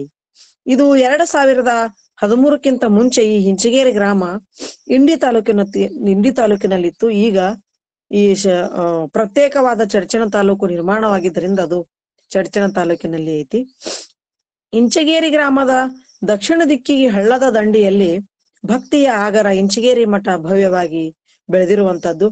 ಇಂಚಿಗೇರಿ ಗ್ರಾಮದಲ್ಲಿ ಸ್ಥಾಪನೆಯಾದ ಈ ಮಠಕ್ಕ ಇಂಚಿಗೇರಿ ಮಠ ಅಂತ ಹೇಳಿ ಕರೀತಾರ. ಅಲ್ಲಿಯೇ ಉತ್ತರೋತ್ತರವಾಗಿ ಗುರು ಶಿಷ್ಯರ ಪರಂಪರೆ ಬೆಳೆದು ಇಂಚಗೇರಿ ಸಂಪ್ರದಾಯ ನಿರ್ಮಾಣ ಆಗಿದೆ ಅನ್ನುವಂಥದ್ದು. ಬಾಹು ಸಾಹೇಬ್ ಮಹಾರಾಜರು ಈ ಒಂದ ಮಠವನ್ನ ಸ್ಥಾಪಿಸಿ ತಮ್ಮ ಒಂದು ಆತ್ಮೀಯ ಶಿಷ್ಯ ಗುರುದೇವರ ರಾನಡೆಯವರಿಗೆ ಹೇಳ್ತಾರ, ಈ ಮಠಕ್ಕ ಒಂದು ನಿತ್ಯ ನಿಯಮವನ್ನ ಭಜನೆಯನ್ನ ನಿರ್ಮಾಣ ಮಾಡ್ರಿ ಅಂತ ಹೇಳ್ತಾರ. ಅವಾಗ ಗುರುದೇವರ ರಾನಡೆಯವ್ರು ಹೇಳ್ತಾರ, ಹೇಗೆ ತಯಾರು ಮಾಡೋದು ಗುರುವೇ ಅಂದಾಗ, ದಾಸರ ಪದಗಳನ್ನ ಬಳಸ್ರಿ, ಸಂತರ ಅಭಂಗಗಳನ್ನ ಬಳಸಿ ಒಂದು 4 ಹೊತ್ತಿನ ನಿತ್ಯ ನಿಯಮವನ್ನ ತಯಾರು ಮಾಡ್ರಿ ಅಂತ ಹೇಳ್ತಾರ. ಈ ಒಂದು ನಿತ್ಯ ನಿಯಮ ತಯಾರು ಮಾಡುವಾಗ ಒಂದು ಘಟನೆ ನಡೀತದ. ಗುರುದೇವರ ರಾನಡೆಯವರು ಭಾವುಸಾಹೇಬ್ ಮಹಾರಾಜರು ಮಹಾದೇವ ಭಟ್ರು ಕೂಡ್ಕೊಂಡು ನಾವಲಗಿಯಿಂದ ಜಮಖಂಡಿಗೆ ಬಂಡಿ ಒಳಗ ಹೋಗ್ತಿರ್ತಾರ, ಎತ್ತಿನ ಬಂಡಿ ಒಳಗ. ಅವಾಗ ಮುಂಜಾನೆಯ ಸಮಯದಲ್ಲಿ ಭಾವುಸಾಹೇಬ್ ಮಹಾರಾಜರ ಬಂಡಿಯಿಂದ ಇಳಿದು ಬಹಿರ್ದೇಶಿಗೆ ಹೋಗ್ತಾರ. ಈ ಒಂದು ಬಹಿರ್ದೇಶಿಗೆ ಹೋದ ಸಂದರ್ಭದಲ್ಲಿ ರಾನಡೆಯವರು ಮತ್ತು ಮಹಾದೇವ್ ಭಟ್ರು ಕೂಡ್ಕೊಂಡು ಈ ನಿತ್ಯ ನೇಮ ತಯಾರಿಕೆ ಬಗ್ಗೆ ಒಂದು ಚರ್ಚೆಯನ್ನು ಮಾಡ್ತಾರ. ಮುಂಜಾವಿನ ಭಜನೆಯ ಸಲುವಾಗಿ ಪಹಿಲೆ ಪಾಹತ ಶ್ರೀಮುಖ ಈ ಅಭಂಗವನ್ನು ಇಡೋಣ ಅಂತ ಹೇಳಿ ಚರ್ಚೆ ಮಾಡಿ ಅವ್ರು ಸುಮ್ಮನಾಗಿರ್ತಾರ. ಅಷ್ಟರಲ್ಲಿ ಹೊರಗಿನಿಂದ ಬಂಡಿಯ ಕಡೆಗೆ ಭಾವುಸಾಹೇಬ್ ಮಹಾರಾಜರು ಬಂದೊಡನೆ ಏನ್ ಹೇಳ್ತಾರ ಅಂತಂದ್ರ, ಮುಂಜಾವಿನ ಭಜನೆಗೆ ಪಹಿಲೆ ಪಾಹತ ಶ್ರೀಮುಖ ಈ ಅಭಂಗ ಇಟ್ಬಿಡ್ರಪ್ಪ ಅಂತ ಹೇಳಿ ಹೇಳ್ಬಿಡ್ತಾರ. ಇದು ರಾನಡೆಯವರಿಗೆ ಬಹಳ ಶೋಜಿಗವನ್ನ ತಂದು ಕೊಡ್ತದ. ಮುಂದ ಅವ್ರು ಏನ್ ಮಾಡ್ತಾರ, 1911ರಲ್ಲಿ ಒಂದು ನಿತ್ಯ ನೇಮವನ್ನ ಈ ಸಂಪ್ರದಾಯಕ್ಕೆ ಕಟ್ಟಿಕೊಡ್ತಾರ. ಅದರ ಸ್ವರೂಪ ಹೇಗೈತಿ ಅಂತಂದ್ರ, ನಸುಕಿನಲ್ಲಿ ಕಾಕಡ ಆರತಿ. ಈ ಒಂದು ಕಾಕಡ ಆರತಿಯಲ್ಲಿ 7 ನಾರಾಯಣ 7 ಲಕ್ಷ್ಮೀ ರಮಣ ಅಂತ ಹೇಳಿ ಒಂದು ಕನಕದಾಸರ ಪದ ಅದ. ಇನ್ನ ಸ್ವಲ್ಪದ್ರಲ್ಲಿ ಹೇಳುದಾಯ್ತಂದ್ರ, ಮುಂಜಾವಿನ ಭಜನೆಯಲ್ಲಿ ಪಹಿಲೆ ಪಾಹತ ಶ್ರೀಮುಖ ಅಂತಕ್ಕಂತ ಅಭಂಗದ, ಸಾಯಂಕಾಲದ ಭಜನೆಯಲ್ಲಿ ಧನ್ಯ ಹೋ ಪ್ರದಕ್ಷಿಣಾ ಸದ್ಗುರು ರಾಯಾಚಿ ಅಂತಕ್ಕಂತ ಒಂದು ಅಭಂಗದ, ಇನ್ನು ರಾತ್ರಿಯ ಭಜನೆಯಲ್ಲಿ ತುಕಾರಾಮ್ ಮಹಾರಾಜರ ಒಂದು 12 ಅಭಂಗಗಳ ಭಜನೆ ಈ ಒಂದು ಸಂಪ್ರದಾಯದಲ್ಲಿ ಅದ. ಇದ್ರ ವಿಶೇಷತೆ ಏನು ಅಂತಂದ್ರ, ಈ ಪ್ರಕಾರದ ನಿತ್ಯ ನೇಮ ಉಪಾಸನೆ ಭಜನೆ ಆರತಿ ಇದು ಮತ್ತೆಲ್ಲಿ ಈ ಸಂಪ್ರದಾಯವನ್ನು ಬಿಟ್ಟು ಕಂಡು ಬರೋದಿಲ್ಲ ಅನ್ನುವಂಥದ್ದು. ಇನ್ನು ಈ ಭಾವುಸಾಹೇಬ್ ಮಹಾರಾಜರ ಒಬ್ರು ಆತ್ಮೀಯ ಶಿಷ್ಯರು ಶ್ರೀ ಗಿರಿಮಲ್ಲೇಶ್ವರ ಮಹಾರಾಜರು ಏನ್ ಮಾಡ್ತಾರ, ಮೊಟ್ಟ ಮೊದಲ ಇಂಚಿಗೇರಿಯಲ್ಲಿ ಒಂದು ಗುಡಿಯನ್ನು ಕಟ್ಟಿಸ್ತಾರ. ಇವರು ಗಿರಿಮಲ್ಲೇಶ್ವರ ಮಹಾರಾಜರು ಕಾಟನ್ ಕಿಂಗ್ ಅಂತ ಹೇಳಿ ಪ್ರಖ್ಯಾತಿಯನ್ನ ಪಡೆದಿರ್ತಾರ. ತಮ್ಮ ವ್ಯಾಪಾರದಲ್ಲಿ ಉಂಟಾದ ಲಾಭವನ್ನೆಲ್ಲ ಖರ್ಚು ಮಾಡಿ ಇಂಚಿಗೇರಿ ಮಠದಲ್ಲಿ ಮಂದಿರವನ್ನ ನಿರ್ಮಿಸ್ಲಕ್ಕ ಮುಂದಾಗ್ತಾರ. ಇವರ ದಾನ ಗುಪ್ತವಾಗಿತ್ತು. ಎಲ್ಲಾ ಸಂಪೂರ್ಣ ಗುಡಿಯ ಕಟ್ಟುವ ಒಂದು ಜವಾಬ್ದಾರಿಯನ್ನು ತಾವೇ ವಹಿಸಿಕೊಂಡಿರ್ತಾರ. ಇದನ್ನ ಕಂಡು ಭಾವುಸಾಹೇಬ್ ಮಹಾರಾಜರು ಭಾವಪರವಶರಾಗಿ 2 ಕೈಗಳಿಂದ ಅವರಿಗೆ ಆಶೀರ್ವಾದವನ್ನ ಮಾಡ್ತಾರ. ಇನ್ನ ಆಗಿನ ಕಾಲದಲ್ಲಿ ಈ ಒಂದು ಗುಡಿ ಕಟ್ಲಿಕ್ಕೆ 2001 ರೂಪಾಯಿ ಖರ್ಚಾಗಿರ್ತೈತಿ ಅನ್ನುವಂಥದ್ದು. ಆಗಿನ ಕಾಲದಲ್ಲಿ ಇದು ಬಹಳಷ್ಟು ಖರ್ಚ ಅನ್ನುವಂಥದ್ದು. ಇನ್ನ ಇದನ್ನ ಕಂಡು ಏನ್ ಮಾಡ್ತಾರ ಭಾವುಸಾಹೇಬ್ ಮಹಾರಾಜರು ಅಂತಂದ್ರ, ಆ ಒಂದು ಇಂಚಿಗೇರಿಯಲ್ಲಿ ನಿರ್ಮಾಣವಾಗಿರ್ತಕ್ಕಂತಹ ಗುರುಲಿಂಗ ಜಂಗಮರ ಮಂದಿರದ ಒಂದು ಮೇಲ್ಛಾವಣಿಯ ಮ್ಯಾಲ ಗಿರಿಮಲ್ಲಪ್ಪ ಮಹಾರಾಜ ಮೈತ್ರಿ ಜಮಖಂಡಿಕರ್ ಅಂತ ಹೇಳಿ ದೇವನಾಗರಿ ಲಿಪಿಯಲ್ಲಿ ಕೆತ್ತಿಸ್ತಾರ. ಇದು ಗಿರಿಮಲ್ಲೇಶ್ವರ ಮಹಾರಾಜರಿಗೆ ಗೊತ್ತಿರುವುದಿಲ್ಲ. ಇದನ್ನ ಕೆತ್ತಿಸಿರ್ತಾರ. ಈ ಒಂದು ಲಿಪಿ ಮುಂದೆ ಏನಾಗ್ತೈತಿ ಅಂತಂದ್ರ, ಈ ಗಿರಿಮಲ್ಲೇಶ್ವರ ಮಹಾರಾಜರನ್ನ ಒಂದು ಸಂಕಟದಿಂದ ಪಾರ್ ಮಾಡ್ತೈತಿ. ಏನ್ ಪಾರ್ ಮಾಡ್ತೈತಿ ಸ್ವಲ್ಪದ್ರಲ್ಲೇ ಹೇಳ್ತೀನಿ. ಗಿರಿಮಲ್ಲೇಶ್ವರ ಮಹಾರಾಜರ ಒಂದು ತಮ್ಮ ತೀರ್ಕೊಂಡಾಗ ಅವರು ಸಮಾಧಿಯನ್ನ ಅಲ್ಲಿ ಮಾಡ್ತಾರೆ ಇಂಚಿಗೇರಿಯಲ್ಲಿ. ಇದನ್ನ ಕಂಡು ಆಗ್ಲಾರ್ದ ಜನ ಜತ್ತಿ ಡಪಳೆ ರಾಜಾಗ ಮತ್ತು ವಿಜಯಪುರ ಜಿಲ್ಲೆ ಕಲೆಕ್ಟರ್ಗೆ ಈ ಸುದ್ದಿಯನ್ನು ತಿಳಿಸ್ತಾರ. ಗಿರಿಮಲ್ಲಪ್ಪ ಮಠ ಎಲ್ಲ ತಂದೆ ಮಾಡ್ಕೊಂಡಾನ, ಮತ್ತ ತನ್ನ ಮಂದಿನೆಲ್ಲ ತಂದು ಇಲ್ಲೇ ಹುಗುಳಕತ್ತಾನ ಅಂತ ಹೇಳ್ತಾರ. ಅವಾಗ ಜತ್ತಿ ಡಪಳೆ ರಾಜ ಮತ್ತು ವಿಜಯಪುರದ ಕಲೆಕ್ಟರ್ ಮಠದಾಗ ಬರ್ತಾರ. ಬಂದು ಅಲ್ಲಿ ಗಿರಿಮಲ್ಲೇಶ್ವರ ಮಹಾರಾಜರು ಕಸವನ್ನ ಗುಡಿಸ್ತಾ ಇರ್ತಾರ. ಅವಾಗ ಗಿರಿಮಲ್ಲಪ್ಪ ಅಂದ್ರ ನೀವೇ ಏನಂತ ಕೇಳ್ತಾರ. ನಾ ಅಲ್ಲಪ್ಪ, ನಾನು ಇಲ್ಲಿ ಮಠದಲ್ಲಿ ಸೇವಕ ಅದೀನಿ, ನಾ ಈ ಮಠದ ಅಂದು ಅಂತ ಹೇಳ್ತಾರ. ಅವ್ರ ಗುಡಿ ಎಲ್ಲ ಸುತ್ತಾಡಿ ನೋಡಿ ಆ ಒಂದ ಮೇಲ್ಛಾವಣಿಯ ಮೇಲಿನ ಗಿರಿಮಲ್ಲಪ್ಪ ಮಹಾರಾಜ ಮೈತ್ರಿ ಜಮಖಂಡಿಕರ್ ಈ ಲಿಪಿಯನ್ನ ನೋಡಿ ಸುಮ್ಮನಾಗಿ ಹೋಗ್ಬಿಡ್ತಾರ ಅನ್ನುವಂಥದ್ದು. ಈ ಉದಾಹರಣೆಯನ್ನ ಹೇಳುವ ಉದ್ದೇಶ ಏನು ಅಂತಂದ್ರ, ಭಾವುಸಾಹೇಬ್ ಮಹಾರಾಜರ ಒಂದು ದೂರದೃಷ್ಟಿ ಈ ಒಂದು ಉದಾಹರಣೆಯಿಂದ ಕಂಡು ಬರ್ತದ. ಇನ್ನ ಈ ಭಾವುಸಾಹೇಬ್ ಮಹಾರಾಜರು ಗುರುವಿನ ಭಕ್ತಿ ಬೆಳೆದರ ಪಂಡ್ರಪುರದಿಂದ ನಾಮದೇವ ಗುಡಿಯಿಂದ ವಿಠಲನ ಮಂದಿರದವರೆಗೆ ದಂಡ ಪ್ರಣಾಮ ಹಾಕುವೆ ಅಂತ ಹೇಳಿ ಅವ್ರು ಒಂದು ಸಂಕಲ್ಪ ಮಾಡಿರ್ತಾರ. ಈಗ ಗುರು ಈ ಒಂದು ಸಂಪ್ರದಾಯಕ ಒಂದು ಭಜನೆ ನಿತ್ಯ ನೇಮ ತಯಾರಾಗ್ತೈತಿ, ಈ ಮಂದಿರದ ಗುಡಿನೂ ತಯಾರಾಗ್ತೈತಿ. ಹೀಗಾಗಿ ಅವ್ರು ಏನ್ ಮಾಡ್ತಾರ, ಒಂದು ಪಂಡ್ರಪುರದಲ್ಲಿ ನಾಮದೇವನ ಗುಡಿಯಿಂದ ವಿಠಲ ಮಂದಿರದವರೆಗೆ ದಂಡ ಪ್ರಣಾಮವನ್ನ ಕೂಡ ಹಾಕ್ತಾರ ಅನ್ನುವಂಥದ್ದು. ಈ ಗರ್ಭಗುಡಿ, ಈ ನಾನು ಉಲ್ಲೇಖಿಸ್ತಿರ್ತಕ್ಕಂಥ ಈ ಒಂದು ಗುಡಿ ಪ್ರಸ್ತುತವಾಗಿ ಇಂಚಿಗೇರಿ ಮಠದಲ್ಲಿ ನಾವು ಇದನ್ನು ಕಾಣ್ತೇವೆ ಅನ್ನುವಂಥದ್ದು. ಬಾಬು ಸಾಹೇಬ್ ಮಹಾರಾಜರು ಜ್ಞಾನಿಗಳು ಅಲ್ಲದೆ ಕಟ್ಟುನಿಟ್ಟಿನ ಸಾಧಕರು. ಅವರ ಮುಖದಿಂದ ಅನೇಕ ಅಮೂಲ್ಯವಾದ ನುಡಿ ಮುತ್ತುಗಳು ಹೊರಗೆ ಬರ್ತಾವು. ಅವುಗಳಲ್ಲಿ ಕೆಲವೊಂದನ್ನು ನಾನಿಲ್ಲಿ ಹೇಳಬಯಸ್ತೀನಿ. ಪ್ರಪಂಚದೊಂದಿಗೆ ಪಾರಮಾರ್ಥವನ್ನು ಮರೆಯಕೂಡದು. ನ ಗುರೋರಧಿಕಂ, ಅಂದರೆ ಗುರುವಿಗಿಂತ ದೊಡ್ಡವರಿಲ್ಲ. ಯಾರಿಗೂ ಭಾರ ಆಗಬಾರದು. ಆತ್ಮಸಂಗಾತಕ್ಕೆ ಗುರು ಇದ್ದಾನೆ. ಗುರು ಕಾಮಧೇನು ಕಲ್ಪವೃಕ್ಷವಾಗಿದ್ದಾನೆ.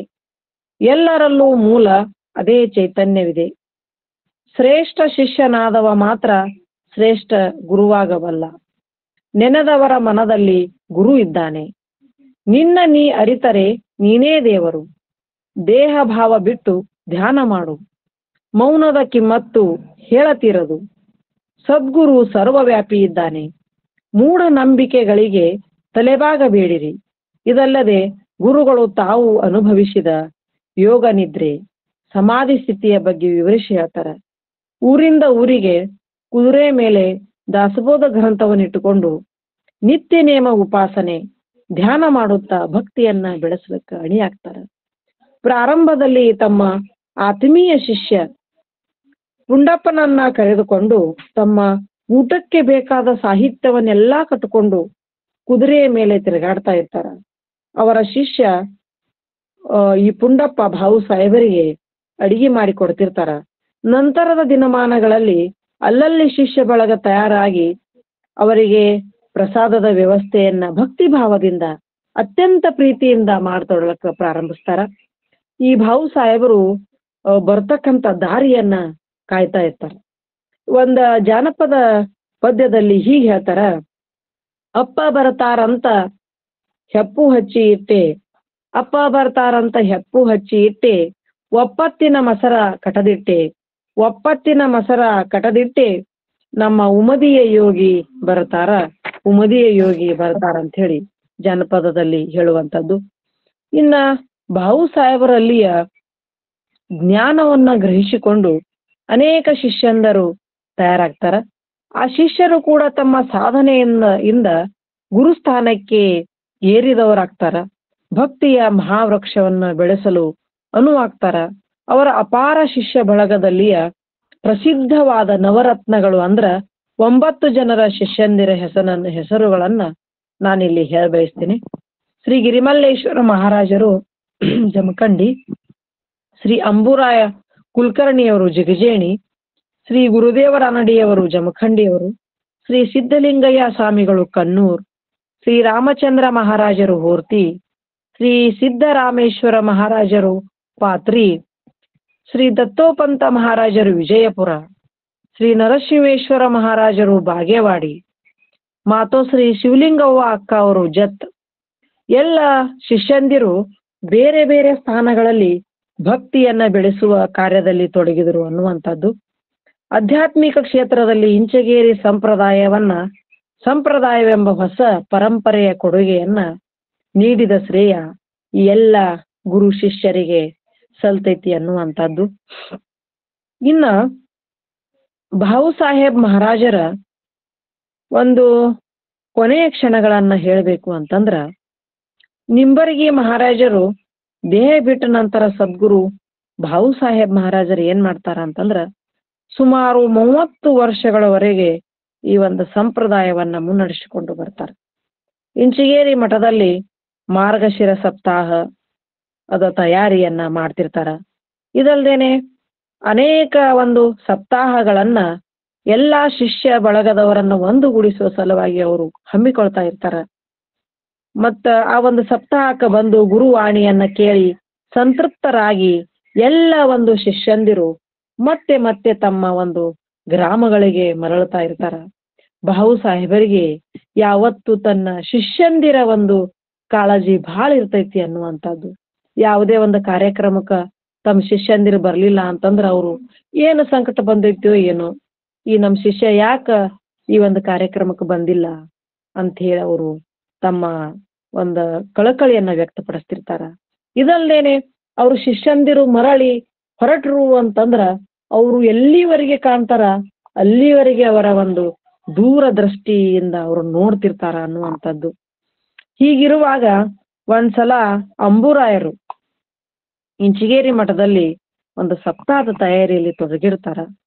ಒಂದು ದಿನ ಪ್ರವಚನದಲ್ಲಿ ಬಾಹು ಸಾಹೇಬ್ ಮಹಾರಾಜರು ಹೇಳ್ತಾರ, ತಮ್ಮೆಲ್ಲರಿಗೆ ನನ್ನ ಕಳಕಳಿ ವಿನಂತಿ ಕೋರಿಕೆ ಏನೈತಿ ಅಂತಂದ್ರ ಆಕಾಶದೊಳಗಿಂದ ಸಿಡಿಲು ಗದ್ದರಿಸಿ ನಿಮ್ಮ ಮೈ ಮೇಲೆ ಬಿದ್ದರೂ ಕೂಡ ನೀವು ನಾಮವನ್ನ ಬಿಡಬೇಡ್ರಿ ಅಂತ ಹೇಳಿ ಅವರು ತಮ್ಮ ದಿವ್ಯ ಸಂದೇಶವನ್ನ ಶಿಷ್ಯರಿಗೆ ನೀಡಿ ಅವರೆಲ್ಲರನ್ನ ಬೀಳ್ಕೊಡ್ತಾರ.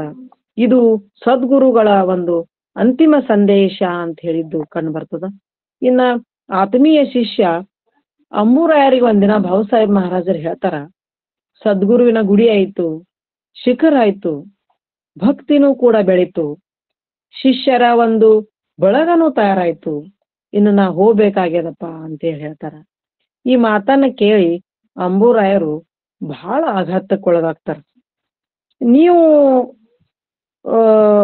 ಹೋದ್ರ ಗುರುಗಳೇ, ಈ ಒಂದ ಭಕ್ತಿಯನ್ನ ಮುನ್ನಡೆಸಿಕೊಂಡು ಹೋಗೋರು ಯಾರು?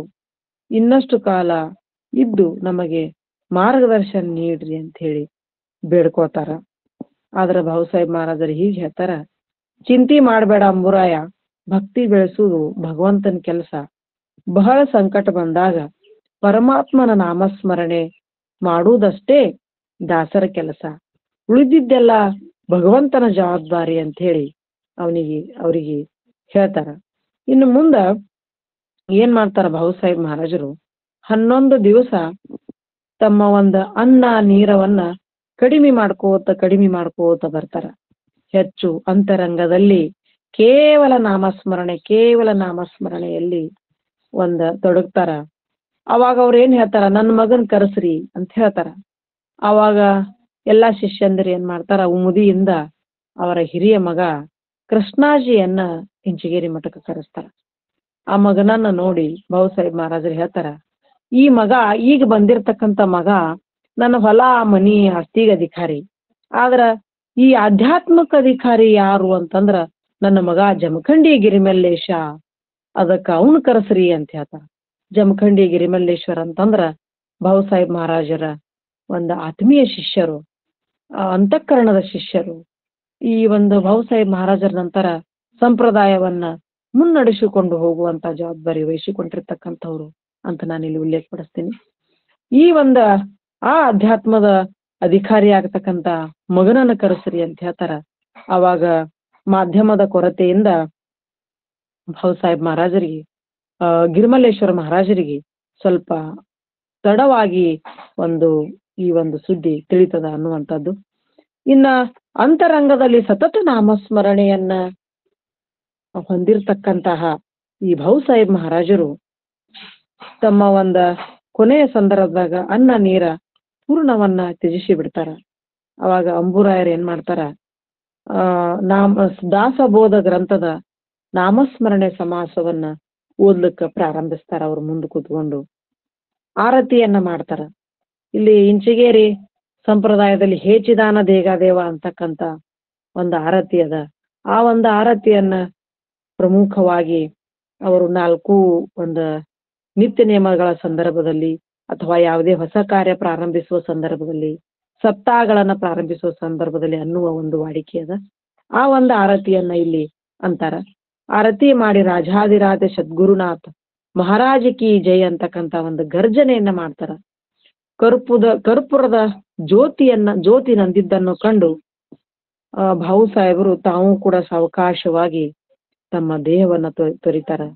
ದಿನಾಂಕ 29 ಜನವರಿ 1914 ತಮ್ಮ ಕೊನೆಯ ಉಸಿರನ್ನ ಅವರು ಬಿಡ್ತಾರ. ತಮ್ಮ ಕೊನೆಯ ಉಸಿರು ಇರುವವರೆಗೂ ಕೂಡ ಪಾರಮಾರ್ಥ ಚಿಂತನೆ, ಧ್ಯಾನ, ನಾಮಸ್ಮರಣೆ ಮಾಡುತ್ತಲೇ ಅವರು ಐಕ್ಯ ಆಗ್ತಾರ. ಅಂತಹ ಬಾಹು ಸಾಹೇಬ್ ಮಹಾರಾಜರು ಅಜರಾಮರರು ಅನ್ನುವಂಥದ್ದು. ಇನ್ನು ಭವ್ಯವಾದ ಇಂಚಗೇರಿ ಸಂಪ್ರದಾಯವನ್ನ ನಾಡಿನ ಜನತೆಗೆ ಕೊಡುಗೆಯಾಗಿ ನೀಡ್ತಾರ. ದೇಹ ತೊರೆದರೂ ಸಹಿತ ಚೈತನ್ಯ ಸ್ವರೂಪದಲ್ಲಿ ಅವರ ಇರುವಿಕೆ ನಮ್ಮ ಗಮನಕ್ಕೆ ಬರುವಂತದ್ದು. ಆ ಶಕ್ತಿಯಿಂದ ಇವತ್ತು ಇಂಚಗೇರಿ ಸಂಪ್ರದಾಯ ನಾಡಿನ ಉದ್ದಗಲಕ್ಕೂ ಹಬ್ಬಿಕೊಂಡಿದೆ. ಸಪ್ತ ಸದ್ಗುರುಗಳ ಸಮಾಧಿಯ ತಾಣವಾಗ್ಯದ ಅನ್ನುವಂಥದ್ದು. ಸಾವಿರಾರು ಶಾಖಾ ಮಠಗಳು, ಕೋಟ್ಯಾಂತರ ಭಕ್ತರನ್ನು ಅದು ಹೊಂದಿದೆ ಅನ್ನುವಂಥದ್ದು. ಇನ್ನ ಈ ಭಾವು ಸಾಹೇಬರು ದೇಹ ತೊರೆದಿದ್ದು ಅವರ ಶಿಷ್ಯಂದಿರಿಗೆ ಅಪಾರ ನೋವನ್ನು ಉಂಟು ಮಾಡ್ತದೆ. ಇನ್ನ ಗುರುದೇವರ ಅನಡಿಯವರು ಒಂದು ಪತ್ರದಲ್ಲಿ ಶಿವಲಿಂಗಕ್ಕವರಿಗೆ ಪತ್ರದ ಮೂಲಕ ತಿಳಿಸ್ತಾರ, ನಮಗ್ ಭಾವು ಸಾಹೇಬ್ ಮಹಾರಾಜರು ದೇಹ ತೊರೆದಿದ್ದು ಇಷ್ಟು ದುಃಖ ಆಗೈತಿ ಅಂತಂದ್ರ ಆಕಾಶವೇ ಹರಿದು ಮೈ ಮೇಲೆ ಬಿದ್ದಂಗಾಗೈತಿ. ಇನ್ನ ನಾವು ದಿಕ್ಕ ತೋಚದಂತವ್ರಾಗಿದೆವು, ನಮಗಿನ್ನ ಭಕ್ತಿಯನ್ನ ತಿಳಿಸಿಕೊಡೋರು ಯಾರು ಅಂತಕ್ಕಂತ ಒಂದ ತಮ್ಮ ದುಃಖವನ್ನ ಅವರ ಮುಂದ ತೊಡ್ಕೋತಾರ. ಇನ್ನ ಈ ಗುರುಗಳು ದೇಹ ತೊರೆದ ಸುದ್ದಿ 3 ದಿವಸಕ್ಕ ಜಮಖಂಡಿ ಗಿರಿಮಲ್ಲೇಶ್ವರರಿಗೆ ತಲುಪ್ತೈತಿ. ಆ ನಂತರ ಅವ್ರು ಏನ್ ಮಾಡ್ತಾರ, ಬಂದು ಬಹಳ ಮಟ್ಟದಲ್ಲಿ ಬಂದು 3 ದಿವಸಕ್ಕೆ ಬಂದು ಏನ್ ಮಾಡ್ತಾರ, ಆ ಅಗ್ನಿ ಸಂಸ್ಕಾರ ಕೊಟ್ಟಿರ್ತಕ್ಕಂತ ಗುರುಗಳ ಬೂದಿಯಲ್ಲಿ ಬಿದ್ದು ಹೊರಳಾಡ್ತಾರ. ಎಲ್ಲ ಗುರು ಬಂಧುಗಳು ಅವರಿಗೆ ಸಾಂತ್ವನವನ್ನ ಹೇಳ್ತಾರ. ಗುರುಗಳ ಅಸ್ಥಿಯನ್ನ ಸಂಗ್ರಹಿಸಿಕೊಂಡು ಎಲ್ಲರೂ ಕೂಡ್ಕೋತಾರ. ಜತ್ತಿ ಶಿವಲಿಂಗವನವರು, ಗುರುದೇವ ರಾನಡೆಯವರು, ರಾಮಚಂದ್ರ ರಾಯರು, ವೆಂಕಟ ಮಹಾರಾಜರು, ದತ್ತೋಪಂತರು, ಸಿದ್ಧಲಿಂಗಯ್ಯನವರು, ನರಸಿಂಹೇಶ್ವರರು ಎಲ್ಲರೂ ಕೂಡಿಕೊಂಡು ಗಿರಿಮಲ್ಲೇಶ್ವರರ ಒಂದು ಮುಂದಾಳತ್ವದಲ್ಲಿ ಇಂಚಗೇರಿ ಮಠದಲ್ಲಿ ಗುರುಲಿಂಗ ಜಂಗಮರ ಸಮಾಧಿಯಿಂದ 100 ಫೂಟ್ ಅಂತರದ ಮೇಲೆ ಏನ್ ಮಾಡ್ತಾರ, ಭಾವು ಸಾಹೇಬ್ ಮಹಾರಾಜರ ಒಂದು ಸಮಾಧಿಯನ್ನ ಮಾಡ್ತಾರ. ಪ್ರಸ್ತುತವಾಗಿ ಈ ಗುರು ಶಿಷ್ಯರ ಎದುರು ಬದ್ರಿನ ಸಮಾಧಿಗಳು.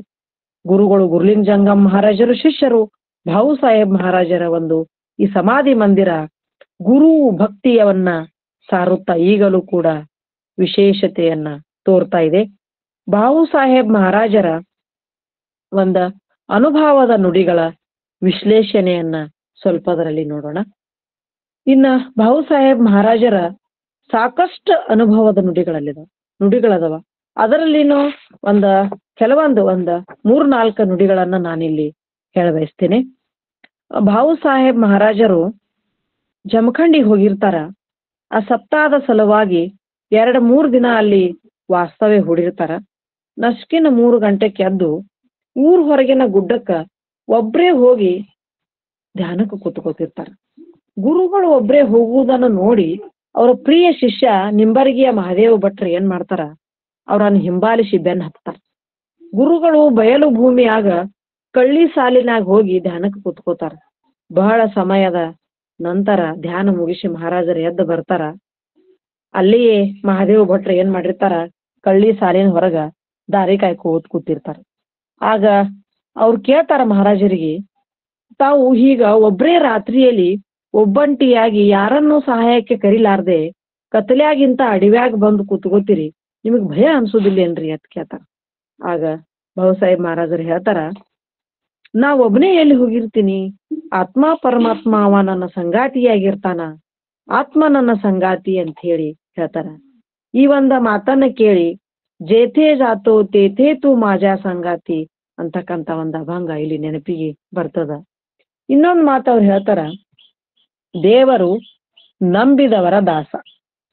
ಶಿಷ್ಯಂದಿರಿಗೆ ಹೇಳ್ತಾರ ಅವರು, ನೀವು ಬಹಳಷ್ಟು ಧ್ಯಾನ ಸಾಧನೆಯಲ್ಲಿ ತೊಡಗಬೇಕು. ನೀವು ಧ್ಯಾನ ಮಾಡಿದ್ರ ನಿಮ್ಮನ್ನ ಕಾಯ್ಲಿಕ್ಕೆ, ನಿಮ್ಮನ್ನ ಸಂರಕ್ಷಣೆ ಮಾಡ್ಲಿಕ್ಕ ಆತ್ಮ ನಿಮ್ ಮುಂದ ಸಿಪಾಯಿ ಹಂಗ್ ಬಂದ್ ನಿಂದಿರ್ತಾನ. ಆ ದೇವ್ರು ನಂಬಿದವರ ದಾಸನ ಹಾಗೆ ಕೆಲಸ ಮಾಡ್ತಾನ. ಆದ್ದರಿಂದ ತಾವೆಲ್ರೂ ಧ್ಯಾನ ಸಾಧನೆಯಲ್ಲಿ ತೊಡಗಬೇಕು ಅನ್ನುವಂತ ಅವರಂದ ನುಡಿ ಮುತ್ತನ್ನ ಹೇಳ್ತಾರ. ಇದಲ್ದೇನೆ ಎಲ್ಲರಲ್ಲೂ ಮೂಲ ಅದೇ ಚೈತನ್ಯ. ಈ ಪದದ ಅರ್ಥವನ್ನ ಅವರು ಒಂದು ಪ್ರವಚನದಾಗ ಹಿಂಗ್ ಬಿಡಿಸ್ತಾರ. ಭಾವು ಸಾಹೇಬರು ಈ ಸಭೆಯೊಳಗ ಕುಳಿತಿರ್ತಕ್ಕಂತ ಜನರು ಏನಿದ್ದಾರ, ಇವರೆಲ್ಲ ಜನಾರ್ದನನ ಸ್ವರೂಪವೇ ಆಗಿ ಕಾಣ್ತಾ ಇದ್ದಾರ ನೋಡ್ರಿಪ್ಪ ಅಂತ ಹೇಳಿ ಸಂಬೋಧನೆ ಮಾಡ್ತಾರ.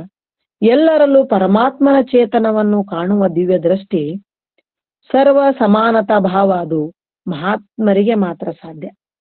ನಾನೆಂಬ ಅಂತವರು ಮಹಾತ್ಮರು, ವಿಭೂತಿ ಪುರುಷರು, ಪ್ರತ್ಯಕ್ಷ ಪರಮಾತ್ಮ ಪೂಜ್ಯರೆನಿಸ್ಕೋತಾರ.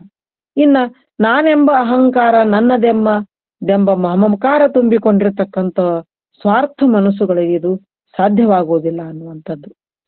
ಇದಲ್ದೇನೆ ಭಾವು ಸಾಹೇಬ್ ಮಹಾರಾಜರು ಮಿತಭಾಷಿಯಾಗಿರ್ತಾರ, ಮಿತ ಆಹಾರಿನೂ ಕೂಡ ಆಗಿರ್ತಾರ. ಆಮೇಲೆ ಈಗ ನಾವು ಕೆಲವೊಂದ್ಸಲ ಬಹಳಷ್ಟು ತಿಂದು ಹೊಟ್ಟೆಯನ್ನು ಕೆಡಿಸ್ಕೋತೀವಿ. ಇನ್ನ ಬಹಳಷ್ಟು ಮಾತನಾಡಿ ಯಾವುದೋ ಒಂದು ವಾದ ವಿವಾದಕ್ಕೆ ಗುರಿ ಆಗ್ತೀವಿ. ಈ ಮಿತಭಾಷಿಯಾಗಿರುವುದು, ಮಿತ ಆಹಾರಿಯಾಗಿರುವುದು ಎಲ್ಲ ಸಾಧಕರಿಗೆ ತುಂಬಾ ಅತ್ಯವಶ್ಯಕ ಅಂತ ಹೇಳಿ ನನಗನ್ನಿಸ್ತೈತಿ. ಇನ್ನ ಅವರು ಇನ್ನ ಒಂದು ನುಡಿಯನ್ನು ಹೇಳ್ತಾರ, ಅಪೂರ್ವ ದಿವ್ಯ ದೃಷ್ಟಿ. ಯಾವುದನ್ನು ತಿಳಿದ್ರ ಎಲ್ಲವನ್ನ ತಿಳಿದಂತಾಗ್ತೈತಿ, ಅಂಥದ್ದನ್ನ ನಾವು ತಿಳ್ಕೋಬೇಕು ಅಂತ ಹೇಳ್ತಾರ. ಗುರುದೇವರ ನಡೆಯವರು ಒಂದ್ಸಲ ಬನಾರಸ ವಿಶ್ವವಿದ್ಯಾಲಯದಿಂದ ಬರುವಾಗ ಆತ್ಮವಿದ್ಯೆ ಕುರಿತು 2 ಗ್ರಂಥಗಳನ್ನ ತಂದಿರ್ತಾರ. ಅವುಗಳನ್ನ ಭಾವು ಸಾಹೇಬರಿಗೆ ನೋಡ್ಲಿಕ್ಕೆ ಕೊಡ್ತಾರ. ಆ ಗ್ರಂಥಗಳನ್ನ ಸೂಕ್ಷ್ಮ ದೃಷ್ಟಿಯಿಂದ ನೋಡ್ತಾರ ಭಾವು ಸಾಹೇಬರು. ರಾನಡೆಯವರಿಗೆ ಬಹಳ ಶೋಜಿಗ ಅನಸ್ತೈತಿ. ಏನು ಅಂತಂದ್ರ, ಗುರುಗಳು ಮರಾಠಿಯೊಳಗ ಮತ್ತು ಕನ್ನಡ ಭಾಷೆಯೊಳಗ ಶಿಕ್ಷಣವನ್ನ ಹೆಚ್ಚಾಗಿ ಪೂರೈಸಿಲ್ಲ, ಇನ್ನು ಇಂಗ್ಲಿಷ್ ಹೆಂಗ್ ಓದ್ತಾರ ಅಂತ ವಿಚಾರ ಮಾಡ್ತಾರ. ಗುರುಗಳು ಹೇಳ್ತಾರ, ನೀವು ಒಂದು ಸಾಲು ಓದ್ರಿ, ನಾ ಅದರ ಅರ್ಥ ಹೇಳಬಲ್ಲೆ ಅಂತ ಹೇಳ್ತಾರ. ಈ ಕುತೂಹಲ ಕೆರಳಿ ಗುರುದೇವರ ನಡೆಯವ್ರು ಏನ್ ಮಾಡ್ತಾರ, ಒಂದು ಸಾಲು ಓದ್ತಾರ. ಭಾವು ಸಾಹೇಬರು ಥಟ್ಟನೆ ಅದರ ಭಾವಾರ್ಥ ಹೇಳ್ಬಿಡ್ತಾರ. ಇನ್ನ ಎಲ್ಲರೂ ಕೇಳ್ತಾರ ಗುರುಗಳಿಗೆ, ಇದ್ರ ಅರ್ಥ ನಿಮಗೆ ಹೆಂಗ್ ತಿಳಿತ್ರಿ?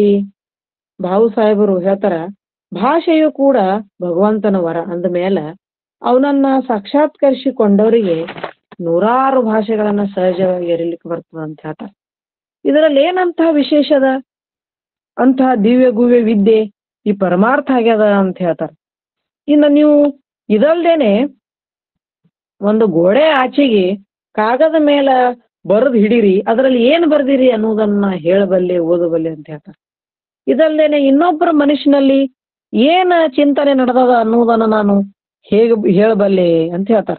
ಯೋಗಿ ಆದವರಿಗೆ ಇಂಥದ್ದೆಲ್ಲ ಸಾಧ್ಯ ಆಗ್ತೈತಿ, ಸಹಜವಾಗಿ ಸಿದ್ಧಿಸ್ತೈತಿ ಅಂತ ಹೇಳ್ತಾರ. ಆದ್ರೆ ಇಂಥ ಚಮತ್ಕಾರಗಳನ್ನ ಮಾಡ್ಕೋತ ಇಲ್ಲೇ ಉಳಿಬಾರ್ದು, ಧ್ಯಾನ ಸಾಧನೆಯಲ್ಲಿ ತೊಡಗಬೇಕು. ಆಗ ನಿಮಗ ಎಲ್ಲದರ ಒಂದು ಅರಿವು, ತಿಳುವಳಿಕೆ, ದಿವ್ಯ ದೃಷ್ಟಿ ನಿಮಗೂ ಕೂಡ ಉಂಟಾಗ್ತೈತಿ ಅನ್ನುವಂಥದ್ದನ್ನು ಹೇಳ್ತಾರ. ಇದಲ್ದೇನೆ ಅವರು ಉನ್ಮನ ಅವಸ್ಥೆ ಬಗ್ಗೆ ಭಾಳ ಹೇಳ್ತಿರ್ತಾರ, ಮತ್ತ ಆ ಅವಸ್ಥೆ ಒಳಗ ತಾವೂ ಕೂಡ ಉಳಿತಿರ್ತಾರ. ಮೇಲಿಂದ ಮೇಲೆ ಉನ್ಮನ ಅವಸ್ಥೆ ಅಂದ್ರೆ ಸಮಾಧಿ ಅವಸ್ಥೆ ಒಳಗ ಅವರು ಹೆಚ್ಚು ಉಳಿತಿರ್ತಾರ ಕೊನೆಯ ಒಂದು ತಮ್ಮ ದಿನಗಳಲ್ಲಿ. ಅದನ್ನ ಹೀಗೆ ವರ್ಣಿಸ್ತಾರ, ಅತಿಶಯವಾದ ಧ್ಯಾನದಿಂದಾಗಿ ಒಂದು ಬಗೆಯ ಉನ್ಮನಾವಸ್ಥೆ ಉಂಟಾಗ್ತದ. ಆ ಸಂದರ್ಭದಲ್ಲಿ ಮಹಾತ್ಮರಿಗೆ ಭೌತಿಕ ಶರೀರವಿದ್ದು ಲೌಕಿಕ ವ್ಯವಹಾರ ಸಂಬಂಧ ಕಡಿದುಕೊಂಡಿರ್ತಾರ. ಆಗ ಮರುಳ ಸಂತರಂತೆ ಅವ್ರು ಕಾಣ್ತಾ ಇರ್ತಾರ. ಅವರ ಸೇವಕ ಶೆಟ್ಟೆಪ್ಪ ಅನ್ನೋರು ಏನ್ ಮಾಡ್ತಿರ್ತಾರ, ಅವ್ರ ಜೊತೆ ಕುದುರೆ ಮ್ಯಾಲ ಬೇರೊಂದು ಊರಿಗೆ ಹೋಗಿರ್ತಾರ. ನಡು ದಾರಿಯಲ್ಲಿ ಹಳ್ಳದ ಬದಿಯಲ್ಲಿ ಧ್ಯಾನಕ್ಕ ಭಾವು ಸಾಹೇಬರು ಕುತ್ಕೋತಾರ. 3 ತಾಸು ಕುತ್ಕೋತಾರ, 4 ತಾಸು ಕುತ್ಕೋತಾರ. ಹಿಂಗ ತಾಸು ಕಳೆದ್ರು ಕೂಡ ಅವ್ರಿಗೆ ಮುಂದಿನ ಊರಿಗೆ ಹೋಗು ಪರಿವೇ ಇರುವುದಿಲ್ಲ. ಇನ್ನು ದಾರಿ ನೋಡಿ ಆ ಶೆಟ್ಟೆಪ್ಪ ಶಿಷ್ಯರು ಏನ್ ಮಾಡ್ತಾರ, ಬಹಳ ಹೊತ್ತಿನ ನಂತರ ಅವ್ರಿಗೆ ಸ್ಪರ್ಶ ಮಾಡಿ ಎಬ್ಬಿಸ್ತಾರ. ಸ್ಪರ್ಶ ಮಾಡಿ ಎಬ್ಬಿಸಿದಾಗ ಅವರು ಈ ಹೊರಗಿನ ಅರಿವನ್ನ ತಂದ್ಕೋತಾರ. ಸಮಾಧಿ ಅವಸ್ಥೆಯನ್ನ ದಾಟಿ ಅದಕ್ಕೆ ಬರ್ತಾರ ಅನ್ನುವಂಥದ್ದು. ಇನ್ನು ಒಂದ್ಸಲ ತೇರದಾಳ ಅನ್ನುವ ಗ್ರಾಮಕ್ಕ ಸಪ್ತಾಕ್ ಹೋಗಿರ್ತಾರ. ಒಂದು ಕೋಣೆಯಲ್ಲಿ ಬಾಗಿಲು ಹಾಕೊಂಡು ಧ್ಯಾನಕ್ಕೆ ಕೂತ್ಕೊಂಡಿರ್ತಾರ. ಸಪ್ತಾಹದ ಹೊತ್ತಾಗ್ತೈತಿ, ಗುರುಗಳು ಎಳಂಗಿಲ್ಲ. ಭಕ್ತರೆಲ್ಲ ಅವ್ರ ಪ್ರವಚನ ಕೇಳಕ್ಕ ಹಾತೊರೆಯುತ್ತಿರ್ತಾರ. ಇನ್ನು ಸಣ್ಣದಾಗಿ ಬಾಗಿಲು ಚಿಲಕವನ್ನ ಬಡಿತಾರ. ಬಡದ್ರು ಕೂಡ ಗುರುಗಳು ಎಳಂಗಿಲ್ಲ. ಗಟ್ಟಿಯಾಗಿ ಸದ್ದು ಮಾಡ್ತಾರ. ಅವಾಗ ಅವರು ಧ್ಯಾನದಿಂದ ಬಹಿರ್ಮುಖರಾಗಿ ಉನ್ಮನ ಸ್ಥಿತಿಯಿಂದ ನಿಧಾನವಾಗಿ ಹೊರಗೆ ಬಂದು ಎದ್ದು ಬರ್ತಾರ. ನೀವು ಅವರಿಗೆ ಬಂದ ನಂತರ ಗುರುಗಳು ಹೇಳ್ತಾರ, ನೀವು ಬಡಿಯುವ ಚಿಲಕದ ಸಪ್ಪಳ ಕೇಳ್ತಿತ್ತು, ಆದ್ರೆ ಧ್ಯಾನದಿಂದ ಎದ್ದು ಬರುವುದು ಆಗ್ತಾ ಇರ್ಲಿಲ್ಲ ಅಂತ ಹೇಳ್ತಾರ. ಸಮಾಧಿ ಸ್ಥಿತಿ ಸಾಧಿಸುವುದು ಕಠಿಣ. ಒಮ್ಮೆ ಸಾಧಿಸಿದ ಮೇಲೆ ಆ ಸ್ಥಿತಿಯಿಂದ ಹೊರಗೆ ಬರುವುದು ಬೇಡ ಅನಿಸ್ತೈತಿ ಅಂತ ಹೇಳ್ತಾರ. ಈ ಸ್ಥಿತಿಯಲ್ಲಿ ಇರ್ತಕ್ಕಂತ ಒಂದು ಸುಖ ಸಂತೋಷ ಬೇರೆ ಯಾವುದರಲ್ಲಿಯೂ ಕೂಡ ಇಲ್ಲ. ಇದನ್ನೇ ತುರ್ಯಾವಸ್ಥೆ, ಆರೂಢ ಸ್ಥಿತಿ ಅಂತ ಕೂಡ ಕರೀತಾರ ಅನ್ನುವಂಥದ್ದು. ಇನ್ನ ಈ ಭಾವು ಸಾಹೇಬರಂತಹ ಒಂದ ಮಹಾನ್ ಯೋಗಿಗಳು ಜತ್ತ ತಾಲೂಕಿನಲ್ಲಿ ಅಂದ್ರ ನಮ್ಮೂರು ಸೊನ್ಯಾಳ ಇಲ್ಲಿಂದ 20 ಕಿಲೋಮೀಟರ್ ಅಂತರದಲ್ಲಿಯೇ ಈ ಭಾವು ಸಾಹೇಬ್ ಮಹಾರಾಜರ ಒಂದು ಉಮದಿಯ ಗ್ರಾಮ ಅನ್ನುವುದು ನನಗೆ ಬಹಳಷ್ಟು ಹೆಮ್ಮೆಯನ್ನ ತಂದ್ಕೊಡ್ತದ. ಈ ಇಂಚಗೇರಿ ಸಂಪ್ರದಾಯವನ್ನ ಕಟ್ಟಿ ತನ್ನಂತಹ ಆತ್ಮಜ್ಞಾನಿ ಶಿಷ್ಯರನ್ನು ತಯಾರ ಮಾಡಿದ ಮಹಾನುಭಾವರ ಬಗ್ಗೆ ಎಷ್ಟು ಹೇಳಿದ್ರೂ ಕೂಡ ಕಡಿಮೆನೆ. ಆದ ಕಾರಣ ನಾನು ಇಷ್ಟ ಈ ಮಾಹಿತಿಯನ್ನ ಭಾವು ಸಾಹೇಬ್ ಮಹಾರಾಜರ ಬಗ್ಗೆ ನೀಡಿ ನನ್ನ ಈ ಉಪನ್ಯಾಸಕ್ಕ ಒಂದು ವಿರಾಮವನ್ನ ನೀಡ್ತೇನೆ. ಎಲ್ಲರಿಗೂ ಧನ್ಯವಾದಗಳು. ಶರಣು ಮೇಡಮ್, ಭಕ್ತಿಯ ಬೀಜದ ಹೆಮ್ಮರ, ಸಾಮರಸ್ಯದ ಚಿತ್ಕಳೆಯ, ಆತ್ಮ ಪರೀಕ್ಷೆಯ ಸಾಧಕ, ಪಾರಮಾರ್ಥಿಕ ಚಿಂತಕ ಭಾವು ಸಾಹೇಬರ ಬಗ್ಗೆ ಅತ್ಯಂತ ಸುಂದರವಾಗಿ ಸರಳವಾಗಿ ಉಪನ್ಯಾಸ ನೀಡಿದ ತಮಗೆ ಶರಣಾರ್ಥಿ. ಈಗ ವೇದಿಕೆಯ ರೂವಾರಿ, ಶರಣ, ಚಿಂತಕ, ಸಾಹಿತಿ ಶಿವಾನಂದ್ ಕಲ್ಕೇರ್ ಸನ್ಕರ್. Okay sir. ಈಗ ಈ ಕಾರ್ಯಕ್ರಮದ ದತ್ತಿ ದಾಸೋಹದ ಸೇವಾ ಕೈಂಕರ್ಯದ ದಾಸೋಹ ಮೂರ್ತಿ ಶರಣ ಶ್ರೀ ಶಿವಾನಂದ್ ಕಲ್ಕೇರಿ ಸರ್ ತಮ್ಮ ನುಡಿಗಳಿಗೆ ಸ್ವಾಗತ ಸರ್. ಗುರು ಬಸವ ಲಿಂಗಾಯ ನಮಃ. ಎಲ್ಲರಿಗೂ ಶರಣಾರ್ಥಿ. ಬಸವ ತಿಳುವಳಿಕೆ ಮತ್ತು ಸಂಶೋಧನಾ ಕೇಂದ್ರ ಪುಣೆಯ ಎಲ್ಲ ಪದಾಧಿಕಾರಿಗಳು ಮತ್ತು ಎಲ್ಲ ಶ್ರೋತೃಗಳನ್ನು ಅಭಿನಂದಿಸುತ್ತಾ, ಇಂದಿನ ಉಪನ್ಯಾಸದ ಉಪನ್ಯಾಸಕರಾದಂಥ ಶರಣೆ ಅನಿತಾ ಕಾರ್ಜನಿಗಿ ಅವರು ಸದ್ಗುರು ಸಮರ್ಥ ಭಾವು ಸಾಹೇಬ್ ಮಹಾರಾಜರ ಸಂಪೂರ್ಣ ಜೀವನ ಚರಿತ್ರೆಯನ್ನ, ಅವರ ಆಚಾರ ವಿಚಾರ, ಸಾಧನೆ, ಸಂಪ್ರದಾಯ ಇತ್ಯಾದಿಯನ್ನು ಅತ್ಯಂತ ಸರಳ ಮತ್ತು ಅಷ್ಟೇ ಪ್ರಬುದ್ಧವಾಗಿ ತಮ್ಮ ವಿಚಾರ ಮಂಡನೆ ಮಾಡಿದ್ದಕ್ಕಾಗಿ ನನ್ನ ಅನಂತ ನಮಸ್ಕಾರಗಳು. ಬಹುಶಃ ಯಾವುದಾದ್ರೂ ವಿಷಯದ ಮೇಲೆ ಕೇವಲ ದಿವಸಗಳ ತಯಾರಿ ಅಷ್ಟೇ ಅಲ್ಲದೆ ಯಾವಾಗಲೂ ಸತತ ಓದು, ಅಧ್ಯಯನ, ಬರಹದಿಂದ ಮಾತ್ರ ಸಾಧ್ಯ ಎಂದು ನನ್ನ ಭಾವನೆ. ಹೀಗಾಗಿ ಶರಣ ಅನಿತಾರವರು ತಮ್ಮ ಅಮೂಲ್ಯ ಸಮಯವನ್ನು ಇಂತಹ ಉತ್ತಮ ಚಿಂತನ ಮಂಥನ ಮೀಸಲಾಗಿಟ್ಟಿರುವುದು ಮತ್ತು ಅಂತಹ ಮಹಾಜ್ಞಾನಿ ಶರಣೆಯ ಉಪನ್ಯಾಸ ಕೇಳಲು ನಮಗೆ ಸಿಕ್ಕ ಅವಕಾಶ ನಮ್ಮ ಭಾಗ್ಯ ಎಂದು ನನ್ನ ಭಾವನೆ. ಇಷ್ಟು ಹೇಳಿ ನನ್ನ ಮಾತಿಗೆ ವಿರಾಮ ಸಲ್ಲಿಸುತ್ತೇನೆ. ಧನ್ಯವಾದಗಳು. ತಮ್ಮ ಮನದಾಳದ ನುಡಿಗಳಿಗೂ ಶರಣಾರ್ಥಿ ಸರ್. ಈಗ ಈ ವೇದಿಕೆಯ ರೂವಾರಿ, ಶರಣ, ಚಿಂತಕ, ಸಾಹಿತಿ, ಕವಿ, ಸಂಶೋಧಕ ಶರಣ ಡಾಕ್ಟರ್ ಶಶಿಕಾಂತ್ ಪಟ್ಟಣ್ ಸರ್ ಅವರಿಂದ ಅಧ್ಯಕ್ಷೀಯ ನುಡಿಗಳು. ಓಂ ಶ್ರೀ ಗುರು ಬಸವಲಿಂಗಾಯನ್ಮ. ಶರಣ ಶ್ರೀ ಶಿವಾನಂದ್ ಕಲ್ಕೇರಿ ಅವರು ತಮ್ಮ ತಂದೆ ತಾಯಿಗಳ ಹೆಸರಿನಲ್ಲಿ ಇಟ್ಟಂತ ದತ್ತಿ ಉಪನ್ಯಾಸ. ಇವತ್ತು ನಿಜಕ್ಕೂ ಕೂಡ ಸಮರ್ಥ ಬಾಬಾಸಾಹೇಬ್ ಏನು ಇಂಚಿಗೇರಿ ಸಂಪ್ರದಾಯದ ಮಹಾರಾಜರಿದ್ದರು. ನಾವು ಒಂದು ಸಣ್ಣಂದಿರ್ತಾಗ ನಾವು ಒಂದು 50 ವರ್ಷ ಹಿಂದೆ ಅವರು ಟ್ರ್ಯಾಕ್ಟರು ಚಕಡಿ ತೊಗೊಂಡು ಬಂದು ಒಂದು ಊರಾಗ ಅಲ್ಲಿ ಇರ್ತಿದ್ರು. ಸಂಪ್ರದಾಯ ಅದು ಗಿರೀಶಾಶ್ರಮ ಹುಬ್ಬಳ್ಳಿಯಿಂದ ಹಿಡ್ಕೊಂಡು ಅವರು ಪಾದಯಾತ್ರೆನ ಹೋಗ್ತಕ್ಕಂಥವ್ರು. ಮತ್ತು ಮುರುಗೋಡು ಮಾದೇವಪ್ಪನವ್ರು ಅಂತಕ್ಕಂಥ ಇದೇ ಸಂಪ್ರದಾಯ ಬರ್ತಕ್ಕಂಥವ್ರು ನಾವು ಸಣ್ಣದಿರ್ತಾಗ ನೋಡಿದ್ವಿ. ಭಾಳ ದೊಡ್ಡ ಅಜಾನುಬಾಹು, ಭಾಳ ಇದು ನಮ್ಮ ಮಾದೇವಪ್ಪ ಪಟ್ಟಣವರು ಒಡನಾಡಿಗಳು.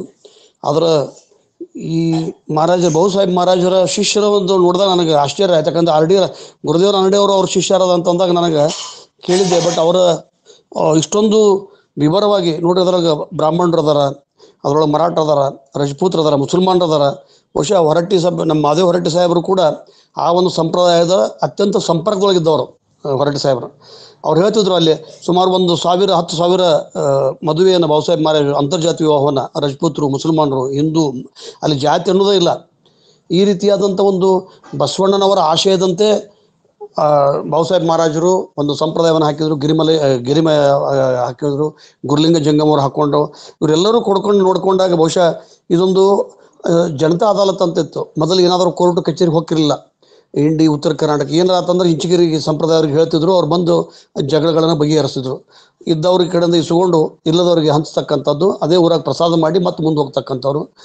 ಭಾಳಷ್ಟು ಒಂದು ಭಕ್ತಿ ಭಾವ ಮತ್ತು ಅನುಸಂಧಾನ ಅನುಭವಕ್ಕೆ ಒಳ್ಳೆಯ ವಿಚಾರವನ್ನು ಡಾಕ್ಟರ್ ಅನಿತಾ ಕಾರಾಜನಿಗೆ ಅವರು ಪ್ರಾಥಮಿಕ ಶಾಲಾ ಶಿಕ್ಷಕಿಯರಾಗಿದ್ದರೂ ಕೂಡ ಒಂದು ಸಾಧಕಿ ಮತ್ತು ಸಾಹಸಿ. ಅವರು ತಮ್ಮ ಜೀವನವನ್ನು ಸಂಪೂರ್ಣವಾಗಿ ಈ ಇಂಚಿಗಿರಿ ಮಠದೊಳಗೆ ಕಳೆದ್ರು.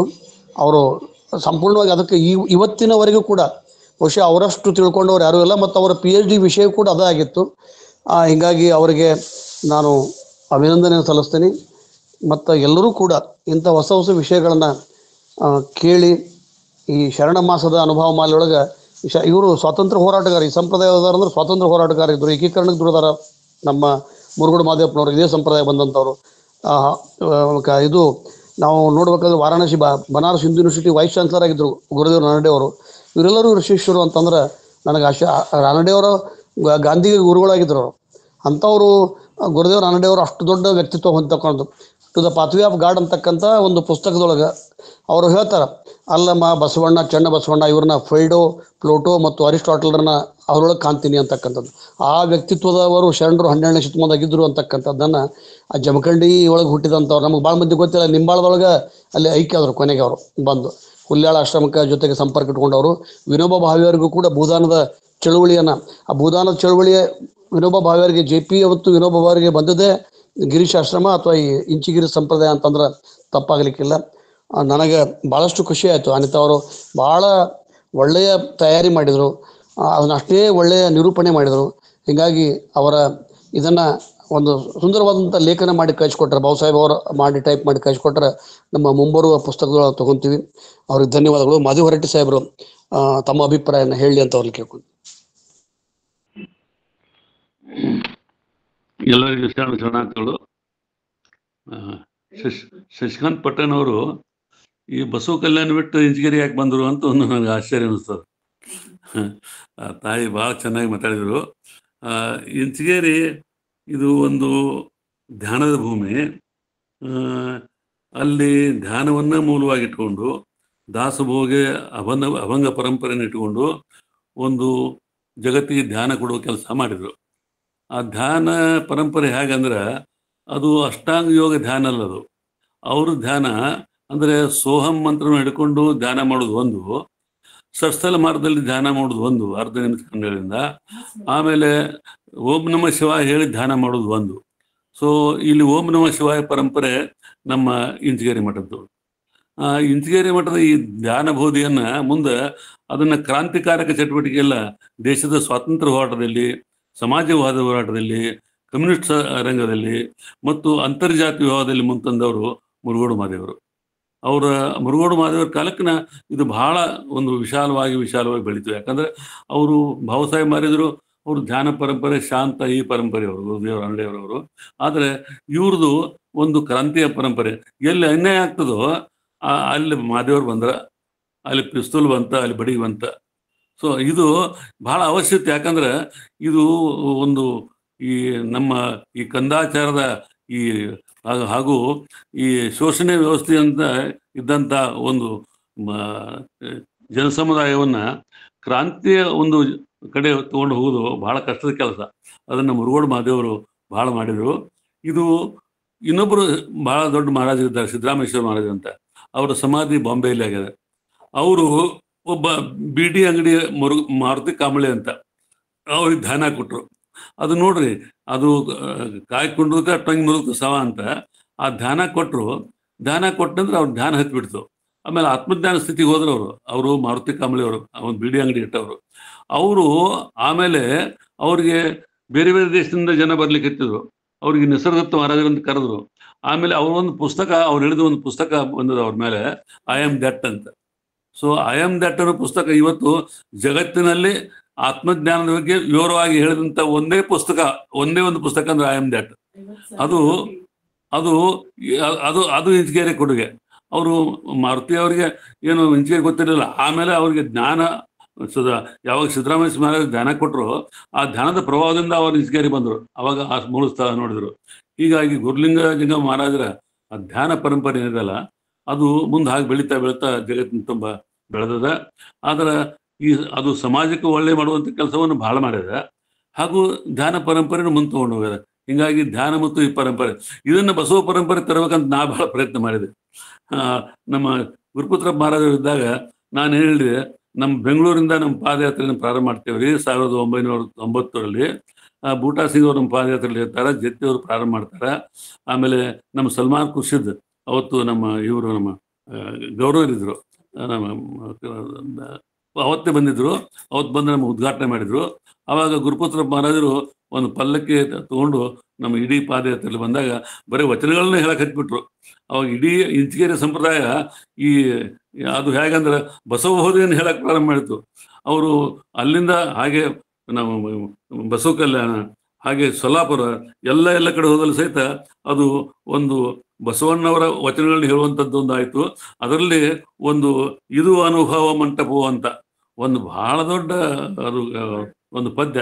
ಅದು ಇಷ್ಟು ಪದ್ಯದಲ್ಲ, ಚನ್ನಬಸವಣ್ಣ ಬಗ್ಗೆ, ಅಲ್ಲಮರ ಬಗ್ಗೆ ಹಾಗೂ ಬಸವಣ್ಣ ಬಗ್ಗೆ ಅಂಥ ಒಂದು ಆ ಪದ್ಯವನ್ನು ನಾನು ಕೇಳಿಲ್ಲ. ಇದನ್ನ ಇವತ್ತು ಹಾಡ್ತಾರೆ. ಇವತ್ತು ಸಹಿತ ಇಂಚಿಗೇರಿ ಸಂಪ್ರದಾಯದಲ್ಲಿ ಇದನ್ನ ಅದು ಜಾತ್ರೆ ಪ್ರಾರಂಭ ಮಾಡುವಾಗ ಅದನ್ನ ಅನುಭವ ಮಂಟಪಕ್ಕೆ ಒಂದು ಹಾಡು ಹಾಡ್ತಾರೆ. ಇದು ನಮ್ಗೆ ಬಹಳ ಆನಂದ. ಯಾಕಂದ್ರೆ ಇದು ಎಲ್ಲವನ್ನೂ ಎಲ್ಲ ಸಂಪ್ರದಾಯ ಒಳಗೊಂಡಂತ ಒಂದು ಸಂಪ್ರದಾಯ. ಇದು ಇದರಿಂದ ಜಗತ್ತಿಗೆ ಒಂದು ಹೊಸ ಕೊಡುಗೆ ಆಗ್ಯದ. ಇದು ಇನ್ನೂ ಮುಂದೆ ಹೋಗ್ಬೇಕು. ಈಗ ಅಷ್ಟಕ್ಕಷ್ಟ ಅದಾದ್ರು, ಆದ್ರೆ ಇನ್ನೂ ಮುಂದೆ ಹೋಗ್ಬೇಕು ಅನ್ನುವಂಥ ಭಾವನೆ ನಂದು. ಸೊ ಅದನ್ನ ಇವತ್ತು ನಮ್ಮ ಶಶಿಕಾಂತ್ ಪಟ್ಟಣವರು ಈ ತಾಯಿಯಿಂದ ನಮ್ಮ ಗೂಗಲ್ ಮೀಟಿಂಗ್ ತಂದ್ರು. ಬಹಳ ಖುಷಿ ಆಯ್ತು, ಆನಂದ ಆಯ್ತು. ಎಲ್ಲರಿಗೂ ಶರಣಾಗ್ತದೆ. ನಿಮ್ಮ ಅನುಭವದ ನುಡಿಗಳಿಗೂ ಸರ್ ಶರಣಾರ್ಥಿ. ಈಗ ಮತ್ತಾರಾದ್ರೂ ಮುಂದೆ ತಮ್ಮ ಅನಿಸಿಕೆಗಳನ್ನು ಅಥವಾ ಅಭಿಪ್ರಾಯಗಳನ್ನು ಶಾರದಮ್ಮ ಪಾಟೀಲ್ ಸರ್, ಒಂದ್ ನಿಮಿಷ ಸರ್, ಒಂದ್ ಪ್ರಶ್ನೆ ಕೇಳ. ಮಾತಾಡ್ರಿ, ಹೇಳ್ರಿ. ಎಲ್ಲರಿಗೂ ಶರಣಾರ್ಥಿಗಳು. ಇಂಚಿಗೇರಿ ಸಂಪ್ರದಾಯದ ಬಗ್ಗೆ ಹಾಗೂ ಗುರುಲಿಂಗ ಜಂಗಮ್ ಮಹಾರಾಜರ ಬಗ್ಗೆ, ಬಾಬು ಸಾಹೇಬ್ರ ಮಹಾರಾಜರ ಬಗ್ಗೆ ಎಲ್ಲ ತುಂಬಾ ಸವಿಸ್ತಾರ ತುಂಬಾ ಚೆನ್ನಾಗಿ ಮಾತಾಡಿದ್ರು. ನನಗೂ ಸ್ವಲ್ಪ ಬಾಲ್ಯದಿಂದ ವಿಠಲ್ ಮಂದಿರದಲ್ಲಿ ಇಂಚಿಗೇರಿ ಸಂಪ್ರದಾಯ ಹಿಡಿದ್ರಿಂದ ನನಗೂ ಅದ್ರ ಮೇಲೆ ಸ್ವಲ್ಪ ಪ್ರಭಾವ ಬೀರೈತಿ ನನಗೂ ಮೇಲೆ. ಯಾಕಂದ್ರೆ ನಾವು ಚಿಕ್ಕವರಿದ್ದಾಗೆಲ್ಲ ಭಜನೆ ಎಲ್ಲಾ ಮಾಡೋದು ಅಂದ್ರೆ ಅರಿಯದೇ ಮಾಡ್ತಾ ಇದ್ವಿ. ಅವಾಗ ಭಜನೆ ಗೊತ್ತಿರ್ಲಿಲ್ಲ ಏನೋ ಸಣ್ಣವರಿದ್ದಾಗ. ಹಿಂಗಾಗಿ ಆದ್ರೆ ನನಗ ಒಂದ್ ಪ್ರಶ್ನೆ ಏನಂದ್ರೆ, ನೀವು ಹುಬ್ಬಳ್ಳಿ ಬಾದೇವಪ್ಪನವ್ರ ಬಗ್ಗೆ ಏನೋ ಪ್ರಸ್ತಾಪ ಮಾಡ್ಲಿಲ್ಲ, ಅದಕ್ಕೆ ಗೊತ್ತಾಗ್ಲಿಲ್ಲ ಅದಕ್ಕೆ ಅವ್ರಿಗೆ. ಆಮೇಲೆ ನನ್ ಇನ್ನೊಂದ್ ಪ್ರಶ್ನೆ ಅಂದ್ರೆ ಕುತೂಹಲದ ಪ್ರಶ್ನೆ, ಗುರುಲಿಂಗ ಜಂಗಮ ಮಹಾರಾಜರು ಅಂದ ತಕ್ಷಣ ನಮ್ಮ ಶರಣರ ವಚನಕಾರರಲ್ಲಿ ಗುರುಲಿಂಗ ಜಂಗಮ ಅನ್ನೋದು ಬರ್ತದೆ. ಅಂದ್ರೆ ಅದಕ್ಕೂ ಏನಾದ್ರು ಅವ್ರ ಹೆಸರಿಗೂ ಮತ್ತೆ ಇದಕ್ಕೆ ಏನಾದರೂ ಸಂಬಂಧ ಐತೆ ಅಥವಾ ಏನಾದ್ರೂ ಪ್ರಭಾವ ಐತೆ ಅಂತ ಕೇಳ್ಬೇಕಾಗಿತ್ತು ಸರ್. ಧನ್ಯವಾದಗಳು. ಮಾತನಾಡ್ಬೋದೇನ್ರಿ? ಹಾ ರೀ. ನಮಸ್ತೆ ಮೇಡಮ್. ತಾವು ಕೇಳಿರ್ತಕ್ಕಂತ ಪ್ರಶ್ನೆ ಏನ್ರಿ? ಇನ್ನೊಂದ್ ಸತಿ ಹೇಳ್ರಿ.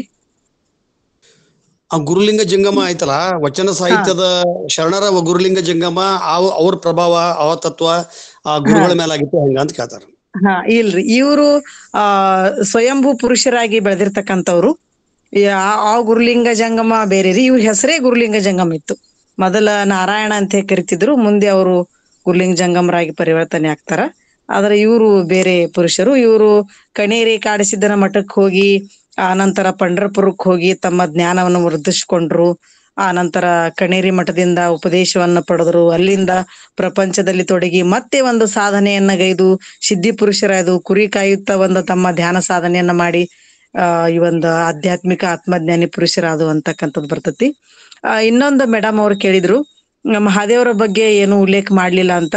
ಈ ಉಪನ್ಯಾಸ ಬಾಬುಸಾಹೇಬ್ ಮಹಾರಾಜರ ಬಗ್ಗೆ ಇರೋದ್ರಿಂದ ನಾನು ಕೇವಲ ಬಾಬುಸಾಹೇಬರ ಮಹಾರಾಜರ ಅವರ ಕಾರ್ಯದ ವ್ಯಾಪ್ತಿ, ಅವರ ಜೀವನವನ್ನ ಇಲ್ಲಿ ವಿಷಯಕ್ಕೆ ನಾನು ತೆಗೆದುಕೊಂಡೆ ಅಂತ ಹೇಳ್ತೀನಿ ಮೇಡಮ್. ಮಹಾದೇವರ ಬಗ್ಗೆ ಹೇಳುದಾಯ್ತಂದ್ರೆ ಒಂದು 8 ಉಪನ್ಯಾಸಗಳನ್ನ ಮಾಡ್ಬೇಕ್ರಿ. ಆಗ ಮಹಾದೇವರ ಬಗ್ಗೆ ವಿಷಯ ಪೂರ್ಣ ಮುಗಿತೈತ್ರಿ ಅಂತ ಹೇಳಿ. ಮಹಾದೇವರ ಬಗ್ಗೆ ಇಡಿಯಾಗಿ ಆಗಿದೆ ಸರ್, ಬಿಡಿಯಾಗಿನೂ ಕೂಡ ಮಾಡಬಹುದು. ತಾವೆಲ್ಲರೂ ನನ್ನನ್ನು ತುಂಬಾ ಪ್ರೋತ್ಸಾಹಿಸಿದ್ರಿ. ನನ್ನ ಉಪನ್ಯಾಸವನ್ನ ಕೇಳಿ ನನಗೆ ಆಶೀರ್ವಾದವನ್ನ ನೀಡಿದ್ರಿ ಅಂತ ಹೇಳಿ ನಾನು ತಮ್ಮೆಲ್ಲರಿಗೂ ಕೂಡ ಮತ್ತೊಮ್ಮೆ ಮಗದೊಮ್ಮೆ ಧನ್ಯವಾದಗಳು, ಶರಣಾರ್ಥಿಗಳನ್ನ ಅರ್ಪಿಸ್ತೀನಿ. ನಿಮ್ಮ PhD ಅವಾರ್ಡ್ ಆದ್ಮೇಲೆ ನಿಮ್ಮ ಥೀಸಿಸ್ ಅನ್ನು ಕೂಡ ನಮ್ಮ ವೇದಿಕೆಯಿಂದ ಪ್ರಕಟ ಮಾಡ್ತೇವ್ರಿ ನಾವು. ಹಾ ರೀ, ಧನ್ಯವಾದಗಳು. ಓಕೆ ರೀ. ಮುಂದೆ ಸಿದ್ದಪ್ಪ ಪಡ್ನಾಳ್ ಸರ್. ಎಲ್ಲರಿಗೂ ಶರಣಾರ್ಥಿಗಳು. ಸಂಪ್ರದಾಯ ಯಾವ್ದಾದ್ರೇನು, ಶರಣ ಸಂಪ್ರದಾಯ ಆದರೇನು, ಇಂಚಗೇರಿ ಸಂಪ್ರದಾಯ ಆದರೇನು, ಎರಡೂ ಬಹಳ ತುಲನಾತ್ಮಕವಾಗಿ ನೋಡಿದಾಗ ಬಹಳ ಹೋಲಿಕೆ ಅದ. ಅದು ಜಾತ್ಯತೀತ. ಶರಣರ ಸಂಪ್ರದಾಯನು ಜಾತ್ಯತೀತ, ಇವ್ರದು ಜಾತ್ಯತೀತ. ಮತ್ತ ಇಲ್ಲಿ ಆತ್ಮ ನಿರೀಕ್ಷೆಗೆ ಬಹಳಷ್ಟು ಮಹತ್ವ ಕೊಡ್ತಾರ ಇಂಚಿಗೇರಿ ಸಂಪ್ರದಾಯರು. ನಮ್ಮ ಶರಣರು ಅಷ್ಟೇ ಕೊಡ್ತಾರ. ಮತ್ತೆ ದೀಕ್ಷೆಗೆ ನೋಡ್ರಿ, ಅವರು ಗುರುಗಳಿಂದ ಬ್ಯಾರೆ ಗುರುಗಳಿಂದ ದೀಕ್ಷೆ ಪಡೆದ್ರು. ಬ್ರಾಹ್ಮಣರ ಅಲ್ಲಿ ಒಂದ್ ಸ್ವಲ್ಪ ಪ್ರಾರಂಭಕ್ಕೆ ಅಲ್ಲಿ ಇದು ಇದ್ದು ಸುದಕ್ಕೆ ಬ್ರಾಹ್ಮಣರಿಂದ ದೀಕ್ಷೆ ಪಡೆದ್ರು ಸುದಕ್ಕೆ ಅವ್ರ ಮುಂದ ಗುರುಲಿಂಗ ಜಂಗಮರನ್ನೇ ಅವ್ರ ಗುರುಗಳಂತ ಬಹಳ ಇದು ಮಾಡ್ತಾರ. ಮತ್ತ ಮನದಲ್ಲಿ ನೆನೆಸುದು ಜ್ಞಾನ ಮಾಡುದು, ಮನದಲ್ಲಿ ಇದು ಮಾಡುದು ಅಂತ ಬಹಳಷ್ಟ ಇದು ಆಗ್ತದ. ಅವ್ರ ಇಂಪಾರ್ಟೆನ್ಸ್ ಕೊಡ್ತಾರ. ಅದು ಬಹಳ ನಮ್ಮ ಶಿವಯುಗದೊಳಗೂ ಅದೇ ಇಂಪಾರ್ಟೆಂಟ್ ಅದ. ಮತ್ತ ಬ್ರಾಹ್ಮಣ ವಿರೋಧಿ ತಾಳಿದ್ದು ನೋಡ್ರಿ, ಅಲ್ಲಿ ಬಸವಣ್ಣವ್ರ ಕಾಲಕ್ಕೂ ಅವರು ಇದಿತ್ತು, ಬ್ರಾಹ್ಮಣರು ವಿರೋಧ ಮಾಡಿದ್ರು. ಈಗೂ ಅದು ಅಂದ್ರ ಅದು ಯಾವಾಗ ಕಾಲ ಯಾವ್ದಾದ್ರೆ ಏನು ಅಂತಾವ್ ಯಾವತ್ತು ಇರ್ತಾವು ಅಂತ ಅನ್ನೋದಕ್ಕ ಬಹಳಷ್ಟು. ಮತ್ತ ಅವ್ರ ಗುರುಲಿಂಗ ಜಂಗಮರಾದ್ರು ಸಹಿತ ಬಾವು ಸಾಹೇಬರಿಗಿನೇ ತಮ್ಮ ತಪಸ್ಸಿನ ಫಲ ಎರೆದ್ರು, ತಮ್ಮ ಜ್ಞಾನದ ಫಲ ಎರೆದ್ರು. ಅದು ನೋಡ್ರಿ ಎಷ್ಟ ಅವ್ರು ಬ್ರಾಹ್ಮಣರಾದ್ರು ಸದ್ಯಕ್ಕೆ ಇವ್ರು ಎರೆದ್ರು, ನೀಲಗಾರಮ್ಮನ್ ತಂದವ್ರು ಇದ್ರು ಎರೆದ್ರು. ಮತ್ತ ಗುರುವಿನ ಆಸ್ತಿಯನ್ನು ಮತ್ತ ಅವರು ಅಷ್ಟೇ ಗುರುವಿನ ಆಸ್ತಿಯನ್ನ ಎಷ್ಟು ಕಷ್ಟಪಟ್ಟು ಅವ್ರನ್ನ ಸಂಗ್ರಹ ಮಾಡಿ ಆ ಕೋರ್ಟ್ಗೆ ಹೊರಡಾಡಿ ಎಲ್ಲಾ ಮಾಡಿ ಅವ್ರು ಮಠ ಸ್ಥಾಪಿಸಿದ್ರು. ಗುರುವಿನ ಋಣ ತೀರ್ಸೋದಕ್ಕ ಅವ್ರು ಇಷ್ಟು ಮಾಡಿದ್ರು. ಇಂಥವೆಲ್ಲ ಬಾವು ಸಾಹೇಬ್ರೆ ಅವರು ಸ್ಥಾಪನಾ ಮಾಡಿದ್ರು ಅಂತ ಅನ್ನೋದನ್ನ ಇದು ಹೇಳಿದ್ರು. ಬಹಳಷ್ಟು ಮಾಹಿತಿ ನಮ್ಗೇನು ಇಂಚಿಗೇರಿ ಸಂಪ್ರದಾಯದ ಏನು ಗೊತ್ತೇ ಇರ್ಲಿಲ್ಲ. ನಾ ಯಾವ್ದು ಆ ಸಾಹಿತ್ಯನೇ ಓದಿದ್ದಿಲ್ಲ. ಬಹಳ ಸುಂದರವಾದ ಮಾತು ಬಂತು. ಮತ್ತ ಅದು ದೃಢವಾದ ನಾಮಸ್ಮರಣೆ ಬೇಕು ಅಂತ ಅನ್ನೋದನ್ನ ಅವ್ರು ಬೋಧನೆ ಮಾಡಿದ್ರು.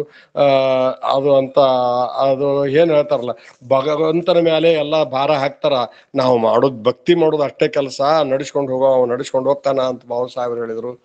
ಆತ್ಮ ಪರಮಾತ್ಮ ಸಂಗಾತಿ ನೋಡ್ರಿ, ನಮ್ಮ ಅಕ್ಕ ಮಾದೇವಿ ಹೇಳ್ತಾಳ, ಆತ್ಮ ಸಂಗಾತಿ ನನಗೆ ಚನ್ನ ಮಲ್ಲಿಕಾರ್ಜುನ ಉಂಟು ಅಂತ ಹೇಳ್ತಾಳ. ಅದೇ ಮಾತ ಇಲ್ಲಿ ಬಾಬಾ ಸಾಹೇಬ್ರು ಹೇಳ್ತಾರ, ದೇವರು ನಂಬಿರದವರ ದಾಸ ಅಂತ ಅನ್ನೋದಕ್ಕ ಎಲ್ಲರಲ್ಲೂ ಪರಮಾತ್ಮನ ಕಾಣಬೇಕು ಅಂತ ಅನ್ನೋದು ಬಸವಣ್ಣನವ್ರ ಮಾತು ಹೆಂಗ್ ಬರ್ತದ ನೋಡ್ರಿ. ಕಳ್ಳನಲ್ಲಿ ಸುದ್ದಕ್ಕೆ ಅವರು ಸಂಗಮನಾಥನನ್ನೇ ಕಂಡ್ರು. ಅದೇ ವಿಚಾರ ಹೆಂಗ ಹೇಳ್ತದ. ಆದ್ರ ಏನದ ಇದ್ರ ಅರ್ಥ ಏನತ್ತ ಅಂತಂದ್ರೆ ಮತ್ತ ಮೂಢನಂಬಿಕೆ ನಂಬಬಾರದು ಅಂತ ಅನ್ನೋದು ನಮ್ಮ ಬಸವಣ್ಣವ್ರು ಹೇಳಿದ್ರು, ಇವರು ಹೇಳಿದ್ರು. ಎಷ್ಟು ಸುಂದರವಾದ ಹೋಲಿಕೆಗಳದಾವ ನೋಡ್ರಿ. ನಾವು ಸುಮ್ಮನೆ ಏನಾರ ತಿಳ್ಕೊಂಡ್ ಕೇಸಿಂದ ಆ ಸಂಪ್ರದಾಯ ಈ ಸಂಪ್ರದಾಯ, ನಮ್ಮ ಶರಣ ಸಂಪ್ರದಾಯಕ್ಕೆ ಹತ್ತಿರ ಇದ್ದವರು ನಮ್ಮ ಶರೀಫ್ ಸಾಹೇಬ್ರು ಎಷ್ಟು ಶರಣ ಸಂಪ್ರದಾಯಕ್ಕೆ ಎಷ್ಟು ಬದ್ಧರ ಇದ್ರು. ಹಾಗೇನೆ ಈ ಬಹಳಷ್ಟು ಮಂದಿ ಅದಾರ. ನಾವು ಸುಮ್ನೆ ದೂರ ಮಾಡ್ಕೋತೇವು. ಆ ದೂರ ಮಾಡ್ಕೊಳ್ಳೋದ್ರಾಗ ಏನ್ ಅರ್ಥ ಇಲ್ಲ. ನಮ್ಮ ಯಾರು ಈ ಕೆಲವು ಮಹಾತ್ಮರ ಬಲ್ಲಿ ಯಾವುದು ಜಾತ್ಯಾತೀತ ಮಾನವೀಯತೆ ಒಂದೇ ಇರ್ತದೆ, ವಿನ ಉಳಿದದ್ದು ಯಾವ್ದು ಇರಂಗಿಲ್ಲ. ಅದಕ್ಕೆ ದಯವಿಲ್ಲದ ಧರ್ಮವಾದ ಸಕಲ ಜೀವಿಗಳಿಗೆ ರೇಸ ಬಯಸುವ ಆತನೇ ಕೂಡಲ ಸಂಗಮನ ಶರಣ ಅಂತ ಏನ್ ಹೇಳ್ತಾರಲ್ಲ, ಆ ತತ್ವ ಬಾಬಾ ಸಾಹೇಬರ ಮಹಾರಾಜರ ಬಲ್ಲಿ ಇತ್ತು. ಅದೇ ತರ ಇಂಚಿಗೇರಿ ಸಂಪ್ರದಾಯ ಐತಿ. ಮತ್ತೆ ಇಂಥ ಸುಂದರವಾದ ವಿಷಯವನ್ನ ಅನಿತಾ ಅಕ್ಕ ಅವರು ಬಹಳ ಸುಂದರವಾಗಿ ಉಪನ್ಯಾಸ ನೀಡಿದರು. ಇಂಥ ಉಪನ್ಯಾಸ ಕೇಳಕ್ ಅವಕಾಶ ಸಿಕ್ಕಿದ್ದಕ್ಕೆ ತುಂಬಾ ಧನ್ಯವಾದಗಳು. ಎಲ್ಲರಿಗೂ ಶರಣಾರ್ಥಿಗಳು. ನನಗೆ ವೇದಿಕೆಯಲ್ಲಿ ಮಾತಾಡಕ್ ಅವಕಾಶ ಕೊಟ್ಟದ್ದಕ್ಕೂ ಧನ್ಯವಾದಗಳು. ಶ್ರೀಶೈಲ ಐನಾಪುರ ಸರ್. ಎಲ್ರಿಗೂ ಶರಣಾರ್ಥಿಗಳು ಸರ್. ದತ್ತಿ ದಾಸೋಹಿಗಳಂತ ಶರಣ ಶಿವಾನಂದ ಕಲ್ಕೇರಿ ಸರ್ ಅವರು ಇಂತಹ ಅಮೂಲ್ಯವಾದ ವಿಷಯದ ಕುರಿತ ನಮ್ಗೆ ಎಲ್ರಿಗೂ ಉಣಬಡಿಸ್ಲಿಕ್ಕೆ ಅವಕಾಶ ಮಾಡಿಕೊಟ್ಟಿದ್ದಕ್ಕೆ ಅವರಿಗೆ ಧನ್ಯವಾದಗಳು. ಇನ್ನು ಪ್ರತಿ ವಿಷಯವನ್ನ ತಮ್ಮ ಜ್ಞಾನವನ್ನ ಹೊರಗೆ ಹಚ್ಚಿ ಅದನ್ನ ಹೊಳೆಯುವಂತೆ ಬೆಳಗುವಂತೆ ಮಾಡ್ತಕ್ಕಂತಹ ಸಂಘಟಕರು, ಸಂಘದ ರೂವಾರಿಗಳಂತ ಪಟ್ಟಣ್ ಸರ್ ಅವರು, ಅದೇ ರೀತಿ ಹಿರಿಯರು ಮಹಾದೇವ್ ಸರ್, ಹೊರಟ್ಟಿ ಸರ್ ಅವರು ಕೂಡ ಆ ಜ್ಞಾನದ ಖನಿಜ ಇದ್ದಂಥವ್ರು. ಈ ಒಂದು ಯಾವ್ದೋ ವಿಷಯ ಇಟ್ರೆ ಅದಕ್ಕೆ ಪೂರಕವಾದಂತಹ ವಿಷಯಗಳನ್ನು ಹೇಳಿ ಅದನ್ನ ಇನ್ನೂ ಎತ್ತರಕ್ಕೆ ಒಯ್ತಕ್ಕಂತಹ ಎಲ್ಲ ಹಿರಿಯ ಚೇತನರು ಇವರೆಲ್ಲರೂ. ಇಂತಹ ಸಂಘಟನೆಯಲ್ಲಿ ನಾವು ಕೂಡ ಭಾಗಿಯಾಗಿದ್ದು ನಮ್ಮ ಧನ್ಯತೆ ಅಂತ. ಇವತ್ತಿನ ವಿಷಯ ಸದ್ಗುರು ಸಮರ್ಥ ಬಾವು ಸಾಹೇಬರ ಕುರಿತಾಗಿ ಶರಣೆ ಅನಿತಾ ಕಾರ್ಜನಿಗಿ ಮೇಡಮ್ ಅವರು ಬಹಳ ಎಳೆಯಾಗಿ ವಿಷಯವನ್ನ ಪ್ರಸ್ತುತಪಡಿಸಿದ್ರು. ಇಂಚಿಗೇರಿ ಪರಂಪರೆ ಅನ್ನೋದು ನಾನು ಚಿಕ್ಕವನ ಅದು ನನಗೆ ಇದು ಹೊಸದು ವಿಷಯ. ಎಲ್ಲ ಶರಣೆಯರ ಬಗ್ಗೆ ಈ ವೇದಿಕೆಯಲ್ಲಿ ನಾವು ವಿಷಯವನ್ನ ಕೇಳ್ತಾ ಇರ್ತಿದ್ವಿ. ಇಲ್ಲಿ ಸಾಧಕರಂದ್ರೆ ಅವ್ರು ಪಡೆದುಕೊಂಡದಕ್ಕಿಂತ ಕಳೆದುಕೊಂಡದ್ದೇ ಹೆಚ್ಚು ಅನ್ನುವಂಗೆ ಬಾವು ಸಾಹೇಬರ ಜೀವನ ಚರಿತ್ರೆ ಕೂಡ ಸಾಕ್ಷಿ ಆಗ್ತದ. ಇನ್ನೊಂದು ವಿಶೇಷ ಏನಂದ್ರೆ ಬಾಬು ಸಾಹೇಬ್ರದ್ದು ಸರ್ವಧರ್ಮ ಜನ ನಡೆದುಕೊಳ್ಳೋದು ಕೂಡ ಇಲ್ಲಿ ವಿಶೇಷ ಅನಿಸ್ತು. ಅವರ ಉಕ್ತಿ ದೇವರು ನಂಬಿದವರ ದಾಸ ಅಂತಕ್ಕಂಥದ್ದು ಸರ್ವ ಸತ್ಯ ಅನಿಸ್ತದ. ಈ ಎಲ್ಲದರ ಮೂಲ ಚೈತನ್ಯ ಮತ್ತು ಎಲ್ಲರಲ್ಲಿಯೂ ದೈವ ಸ್ವರೂಪವನ್ನ ಕಂಡು ಅವರು ದೈವಿಕರಾದರು. ಇಂಥ ಅಮೂಲ್ಯವಾದ ವಿಷಯಗಳನ್ನ ಈ ವೇದಿಕೆ ಮೂಲಕ ತಿಳಿಸಿಕೊಟ್ಟದಕ್ಕಾಗಿ ಮತ್ತೆ ಸಾಧಕರ ಗುಟ್ಟನ್ನ ಬಾಬು ಸಾಹೇಬರ ಮೂಲಕ ರಟ್ಟು ಮಾಡಿದಂತಹ ಮೇಡಮ್ ರವರು ಮಿತ ಭಾಷಿಕರು, ಮಿತ ಆಹಾರಿಗಳು, ಆಲ್ಮೋಸ್ಟ್ ಯಾವಾಗ್ಲೂ ಸಾಧಕರಾಗಿರ್ತಕ್ಕಂಥ ವಿಷಯ ನಮಗೆ ತಿಳಿಸಿದ್ದಕ್ಕಾಗಿ ಎಲ್ರಿಗೂ ಧನ್ಯವಾದಗಳನ್ನು ತಿಳಿಸ್ತಾ ಅವಕಾಶಕ್ಕಾಗಿ ಮತ್ತೊಮ್ಮೆ ಶರಣಾರ್ಥಿಗಳು. ಧನ್ಯವಾದಗಳು sir. Biradar sir, R S Biradar sir unmute ಮಾಡ್ಕೊಂಡು ಮಾತಾಡ್ರಿ ಬಿರಾದರ್ ಸರ್.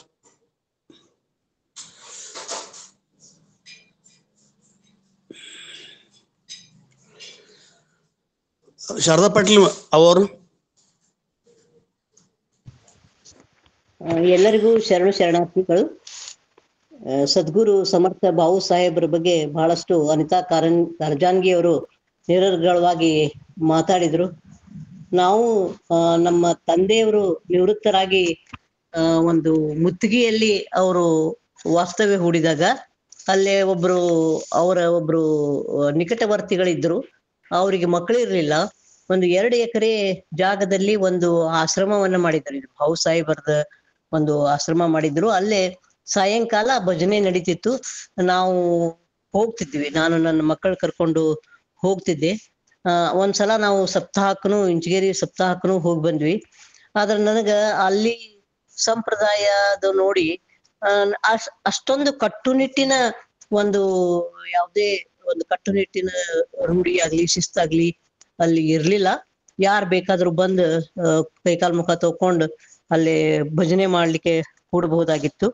ಅಂತ ಒಂದು ಇಂಚಗೇರಿ ಸಂಪ್ರದಾಯ ಅಂತ ಈ ಹೆಸರುವಾಸಿಯಾಗಿರುವಂತಹ ಈ ಪರಂಪರೆ ಭಾರತೀಯತೆ ಮತ್ತು ಕನ್ನಡ ಪ್ರಜ್ಞೆಯ ಒಂದು ಭಾವೈಕ್ಯದ ಬೆಳಗಂತ ಹೇಳ್ಬೋದು. ಇದರ ಮೂಲಕೊಂಡಿ ಮತ್ತೆ ನಾವು ಹೊರಳಿ ನೋಡುವಂತೆ ಮೂಲಕೊಂಡಿ ಮತ್ತೆ 12ನೇ ಶತಮಾನದ ಬಸವ ಪ್ರಜ್ಞೆ ಕಡೆಗೆ ಹೋಗ್ತದ. ಈ ಪ್ರಜ್ಞೆಯ ಪೂರ್ಣ ಪ್ರಜ್ಞೆಯಾಗಿ ಮೂಡಿ ಬಂದ ಈ ಮುಪ್ಪಿನ ಕಾಡ ಸಿದ್ದೇಶ್ವರರಿಂದ ಕೊಲ್ಲಾಪುರ ಕಣೇರಿ ಮಠದಲ್ಲಿ ವಚನ ದೀಕ್ಷೆ ಪಡೆದವರೇ ಈ ನಿಂಬರ್ಗಿಯ ಗುರುಲಿಂಗ ಜಂಗಮರು. ಇವರೇ ಈ ಇಂಚಗೇರಿ ಸಂಪ್ರದಾಯದ ಮೂಲ ಪುರುಷರು ಅಂತ ಬಹಳಷ್ಟು ಕಡೆ ನಾವು ಓದಿದ್ದೆ. ಆದ್ರ ಇವರು ಸದ್ಗುರು ಸಮರ್ಥ ಬಾಬು ಸಾಹೇಬರು ಮೂಲ ಪುರುಷರು ಅಂತ ಹೇಳಿದ್ರು ಅನಿತಾ ಅವರು. ಹೀಗಾಗಿ ಅವರು ಏನೇ ಇರ್ಲಿ ಆ ಬಸವ ತತ್ವದ ಸಮಾಜ ನಿರ್ಮಾಣದ ಕನಸು ಆದರ್ಶವನ್ನ ಅಕ್ಷರಶಃ ಪಾಲಿಸಿದ ಶ್ರೇಯಸ್ಸು ಈ ಇಂಚಗೇರಿ ಸಂಪ್ರದಾಯಕ್ಕೆ ಸಲ್ತದ ಅಂತ ಹೇಳ್ಬೋದು. ಅಂದಿನಿಂದ ಇಂದಿನವರೆಗೂ ನಡೆದು ಬಂದಂತ ಈ ಜೈ ಜಗತ್ ಸಂಪ್ರದಾಯ ಬೆರಗು ಮೂಡಿಸ್ತದ, ಹಾಗೆ ಎಲ್ಲರಿಗೂ ಬಾಳಿನ ಬೆಳಕು ನೀಡ್ತದ ಅನ್ನುವಂಥದ್ದು. ನಾನು ಆ ಒಂದು ಇಂಚಗೇರಿ ಮಠಕ್ಕೆ ಹೋಗಿ ಬಂದ ಮೇಲೆ ಸ್ವಲ್ಪ ವರ್ಷ ಏನೋ ಅದು ವಾರಸುದಾರಿಕೆ ಅಥವಾ ಅದರದ ಪರಂಪರೆಗೆ ಒಂದು ತಿಕ್ಕಾಟ ಏನೋ ನಡೀತು ಅನ್ನುವಂಥದ್ದು ಕೇಳಿದೆ ನಾನು. ಅವಾಗ ಸ್ವಲ್ಪ ಅಲ್ಲೇ ಏನಾಯ್ತು ಅನ್ನೋದು ನನಗ ಸರಿಯಾಗಿ ಅರ್ಥ ಆಗ್ಲಿಲ್ಲ. ಆದ್ರ ಭಕ್ತರು ಅಲ್ಲಿ ಹೋಗುದು ಕಡಿಮೆ ಮಾಡಿದ್ರು. ಆಮೇಲೆ ಅದು ಏನಾಯ್ತು ನನಗೆ ಅರ್ಥ ಆಗ್ಲಿಲ್ಲ. ಆಮೇಲೆ ಅದು ಎಲ್ಲ ಸೆಟ್ರೈಟ್ ಆಗಿರ್ಬೇಕು.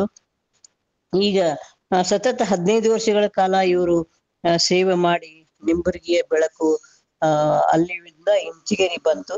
ಇಂಚಗೇರಿಯಿಂದ ಆರಂಭವಾದ ಈ ಸಪ್ತಾಹ ಈಗೂ ಕೂಡ ಕೆಲವು ದೇಶ ವಿದೇಶಗಳ ತುಂಬೆಲ್ಲ ಪ್ರಸಾರ ಆಗ್ತಾ ಇದೆ ಅಂತ ಅನ್ನುವಂಥದ್ದು ಹೇಳಿ, ಇಂಥವ್ರು lives of great men makes our life Sublime ಅಂತಾರಲ್ಲ, ಹಂಗ ನಮ್ಮನ್ನ ಸಬ್ಲೈಮ್ ಮಾಡುವಂತಹದ್ದು, ನಮ್ಮನ್ನ ಒಂದು ಸಾತ್ವಿಕರನ್ನಾಗಿ ಮಾಡೋದು, ಪ್ರಸಾದಿಗಳನ್ನಾಗಿ ಮಾಡುವಂತಹದ್ದು, ಜೀವನವನ್ನ ಸಾಗಿಸಿ ಬಂದಂತಹ ಈ ಎಲ್ಲಾ ನಾಡಿನ ದಾರ್ಶನಿಕರು ನಮ್ಗೆಲ್ಲಾ ಬೆಳಕ ತೋರಿಸಿ ಹೋಗ್ಯಾರ. ಈ ಬೆಳಕಿನ ದಾರಿಯೊಳಗ ನಾವು ಆ ತತ್ವ ಅವರು ಹೇಳಿದಂತಹ ತತ್ವಗಳನ್ನ ಅವರು ಬೇರೆ ಏನ್ ಹೇಳಿಲ್ಲ, ನಾವು ಹೇಳಿದ್ರು ಆತ್ಮಸಂಗಾತಕ್ಕೆ ನೀ ನದಿಯಪ್ಪ ಅಂತ. ನಮ್ಮ ಬಸವ ತತ್ವವನ್ನೇ ಅವರು ಅದರಲ್ಲೇ ಬದುಕಿ ಅದರಲ್ಲೇ ಬಾಳಿ ಹೋದ್ರು ಅನ್ನುವಂಥದ್ದನ್ನ ಬಹಳ ಮಹತ್ವದಂತ ಗಮನಿಸಬೇಕಾದ ಸಂಗತಿ ಅಂತ ಹೇಳ್ತಾ ನನ್ನೆರಡು ವಿಚಾರಗಳನ್ನ ಈ ವೇದಿಕೆಯಲ್ಲಿ ಹಂಚಿಕೊಳ್ಳಿಕ್ಕೆ ಅವಕಾಶ ಮಾಡಿಕೊಟ್ಟಂತ ಸಂಘಟಕರಿಗೆ ಡಾಕ್ಟರ್ ಶಶಿಕಾಂತ್ ಪಟ್ಟಣ್ ಅವರಿಗೆ ಅನಂತ ಶರಣಾರ್ಥಿಗಳು.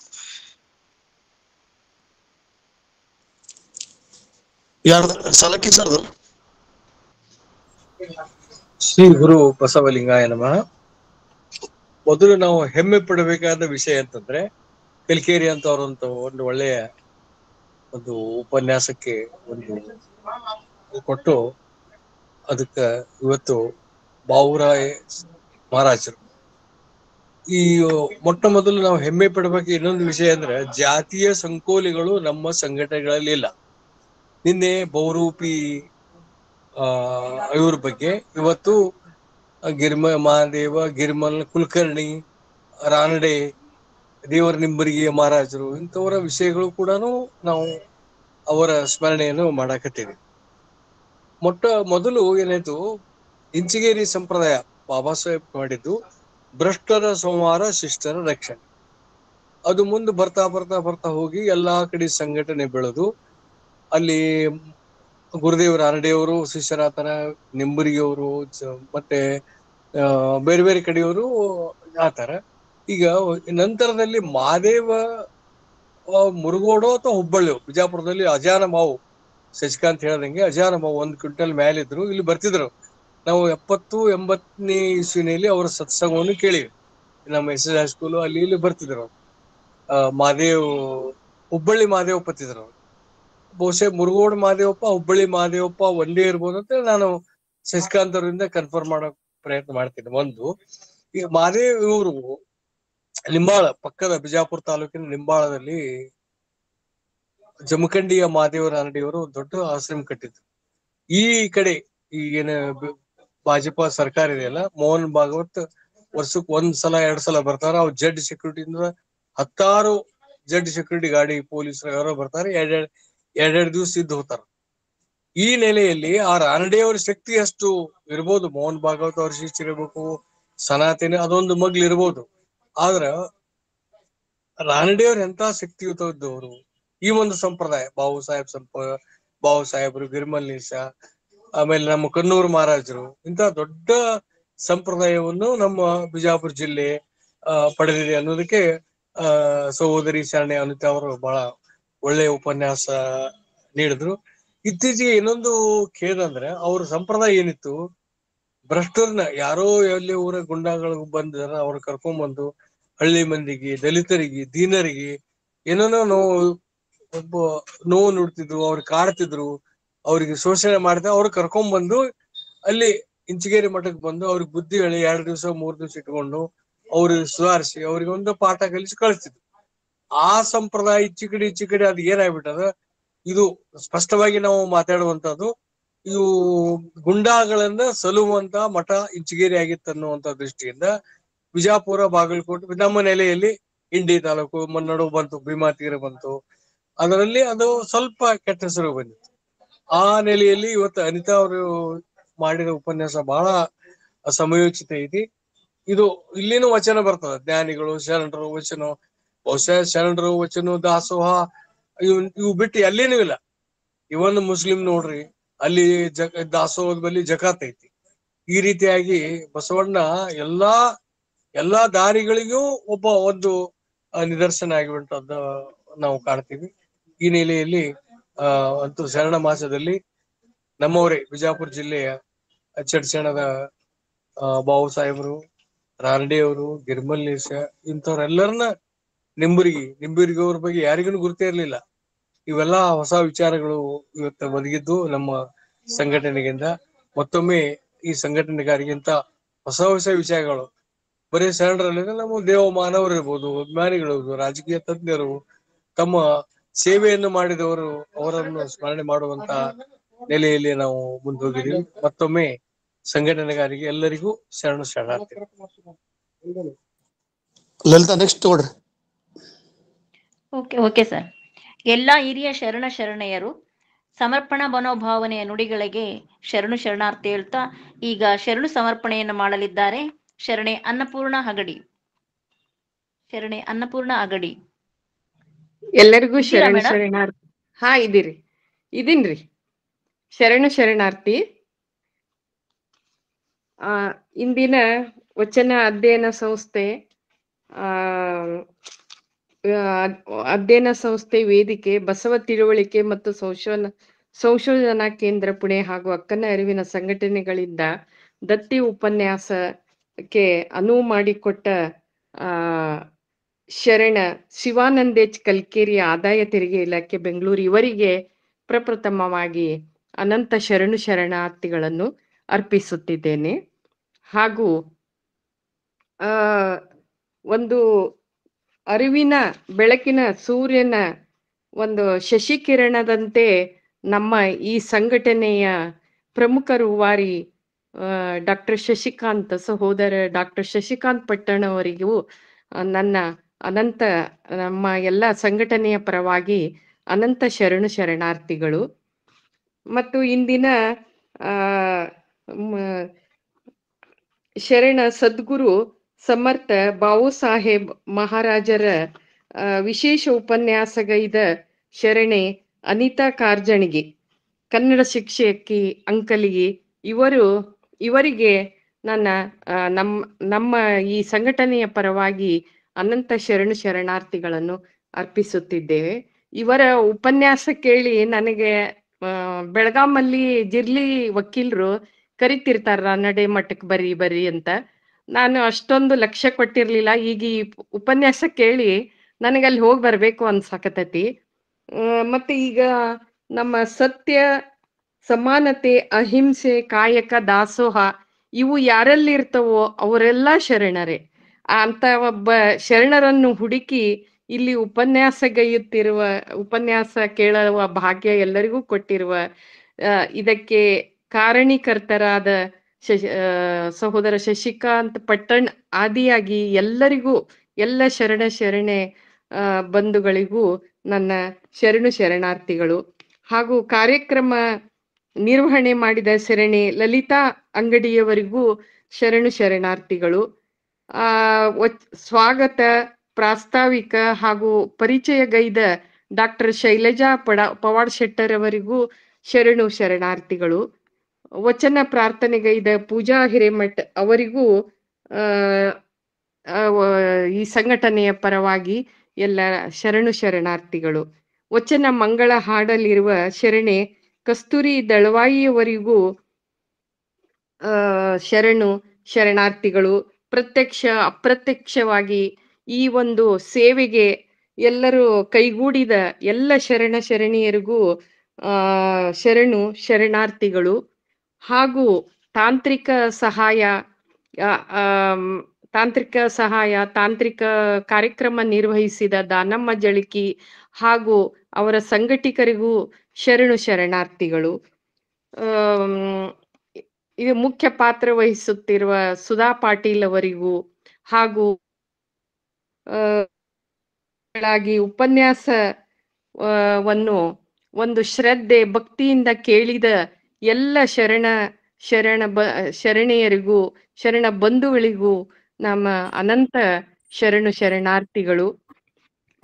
ಮತ್ತೆ ನನಗೆ ಈ ಒಂದು ಶರಣು ಸಮರ್ಪಣೆ ಅವಕಾಶವನ್ನು ಕೊಟ್ಟ ಹಾಗೂ ಆ ಸಮರ್ಪಣೆಯನ್ನು ಆಲಿಸಿದ ತಮ್ಮೆಲ್ಲರಿಗೂ ಶರಣಾರ್ಥಿಗಳು. ಶರಣು ಸಮರ್ಪಣೆಗೈದ ತಮಗೂ ಸಹ ಶರಣಾರ್ಥಿ ಮೇಡಮ್. ಈಗ ಕೊನೆಯದಾಗಿ ವಚನ ಮಂಗಳ ಮಾಡಲಿದ್ದಾರೆ ಶರಣೆ ಡಾಕ್ಟರ್ ಕಸ್ತೂರಿ ದಳವಾಯಿ ಮೇಡಮ್. ಎಲ್ಲ ಶರಣು ಬಂಧುಗಳಿಗೆ ಶರಣು. ನಾನು ಜೇಡ್ರ ದಾಸಿಮಯ್ಯನ ಒಂದು ವಚನವನ್ನ ಮಂಗಳ ಮಾಡ್ತಾ ಇದ್ದೇನೆ. ಇಳೆ ನಿಮ್ಮ ದಾನ ಬೆಳೆ ನಿಮ್ಮ ದಾನ, ಇಳೆ ನಿಮ್ಮ ದಾನ ಬೆಳೆ ನಿಮ್ಮ ದಾನ, ಸುಳಿದು ಸೂಸುವ ಗಾಳಿ ನಿಮ್ಮ ದಾನ, ಸುಳಿದು ಸೂಸುವ ಗಾಳಿ ನಿಮ್ಮ ದಾನ, ನಿಮ್ಮ ದಾನವನುಂಡು ನಿಮ್ಮ ದಾನವನುಂಡು ಅನ್ನರನ ಹೊಗಳುವ ಕುನ್ನಿಗಳನ್ನೆಂಬೆ, ಅನ್ಯರನ್ನು ಹೊಗಳುವ ಕುನ್ನಿಗಳನ್ನೆಂಬೆ. ರಾಮನಾಥ ರಾಮನಾಥ ಇಳೆ ನಿಮ್ಮ ದಾನ ಬೆಳೆ ನಿಮ್ಮ ದಾನ. ಶರಣಾರ್ಥಿ. ವಚನ ಮಂಗಳಗೈದ ನಿಮಗೂ ಶರಣಾರ್ಥಿ. ಭಾಗವಹಿಸಿದ ಎಲ್ಲಾ ಶರಣು ಮನಸ್ಸುಗಳಿಗೆ ಶರಣಾರ್ಥಿ. ನಾಳೆ ಇದೇ ಸಮಯಕ್ಕೆ 5:15 KB ಮಾದೇವಪ್ಪನವರು ಅವರ ಕನ್ನಡ ಸಾಹಿತ್ಯ, ವಿಶ್ವ ಸಾಹಿತ್ಯಕ್ಕೆ, ಕನ್ನಡ ಸಾಹಿತ್ಯಕ್ಕೆ ವಚನ ಸಾಹಿತ್ಯದ ಕೊಡುಗೆ ಅಂತಕ್ಕಂಥ ವಿಷಯವನ್ನ ಮಾಡ್ತಾ ಇದ್ದಾರೆ. ಎಲ್ಲರೂ ದಯವಿಟ್ಟು ಹೆಚ್ಚಿನ ಸಂಖ್ಯೆಯಲ್ಲಿ ಪಾಲ್ಗೊಳಿಸಿ. ಶರಣಾರ್ಥಿ ಎಲ್ಲರಿಗೂ. ಬಸವಾಭಿಮಾನಿಗಳಿಗೆ ಎಲ್ಲ ಎಲ್ಲರಿಗೂ ಶರಣಾರ್ಥಿಗಳು.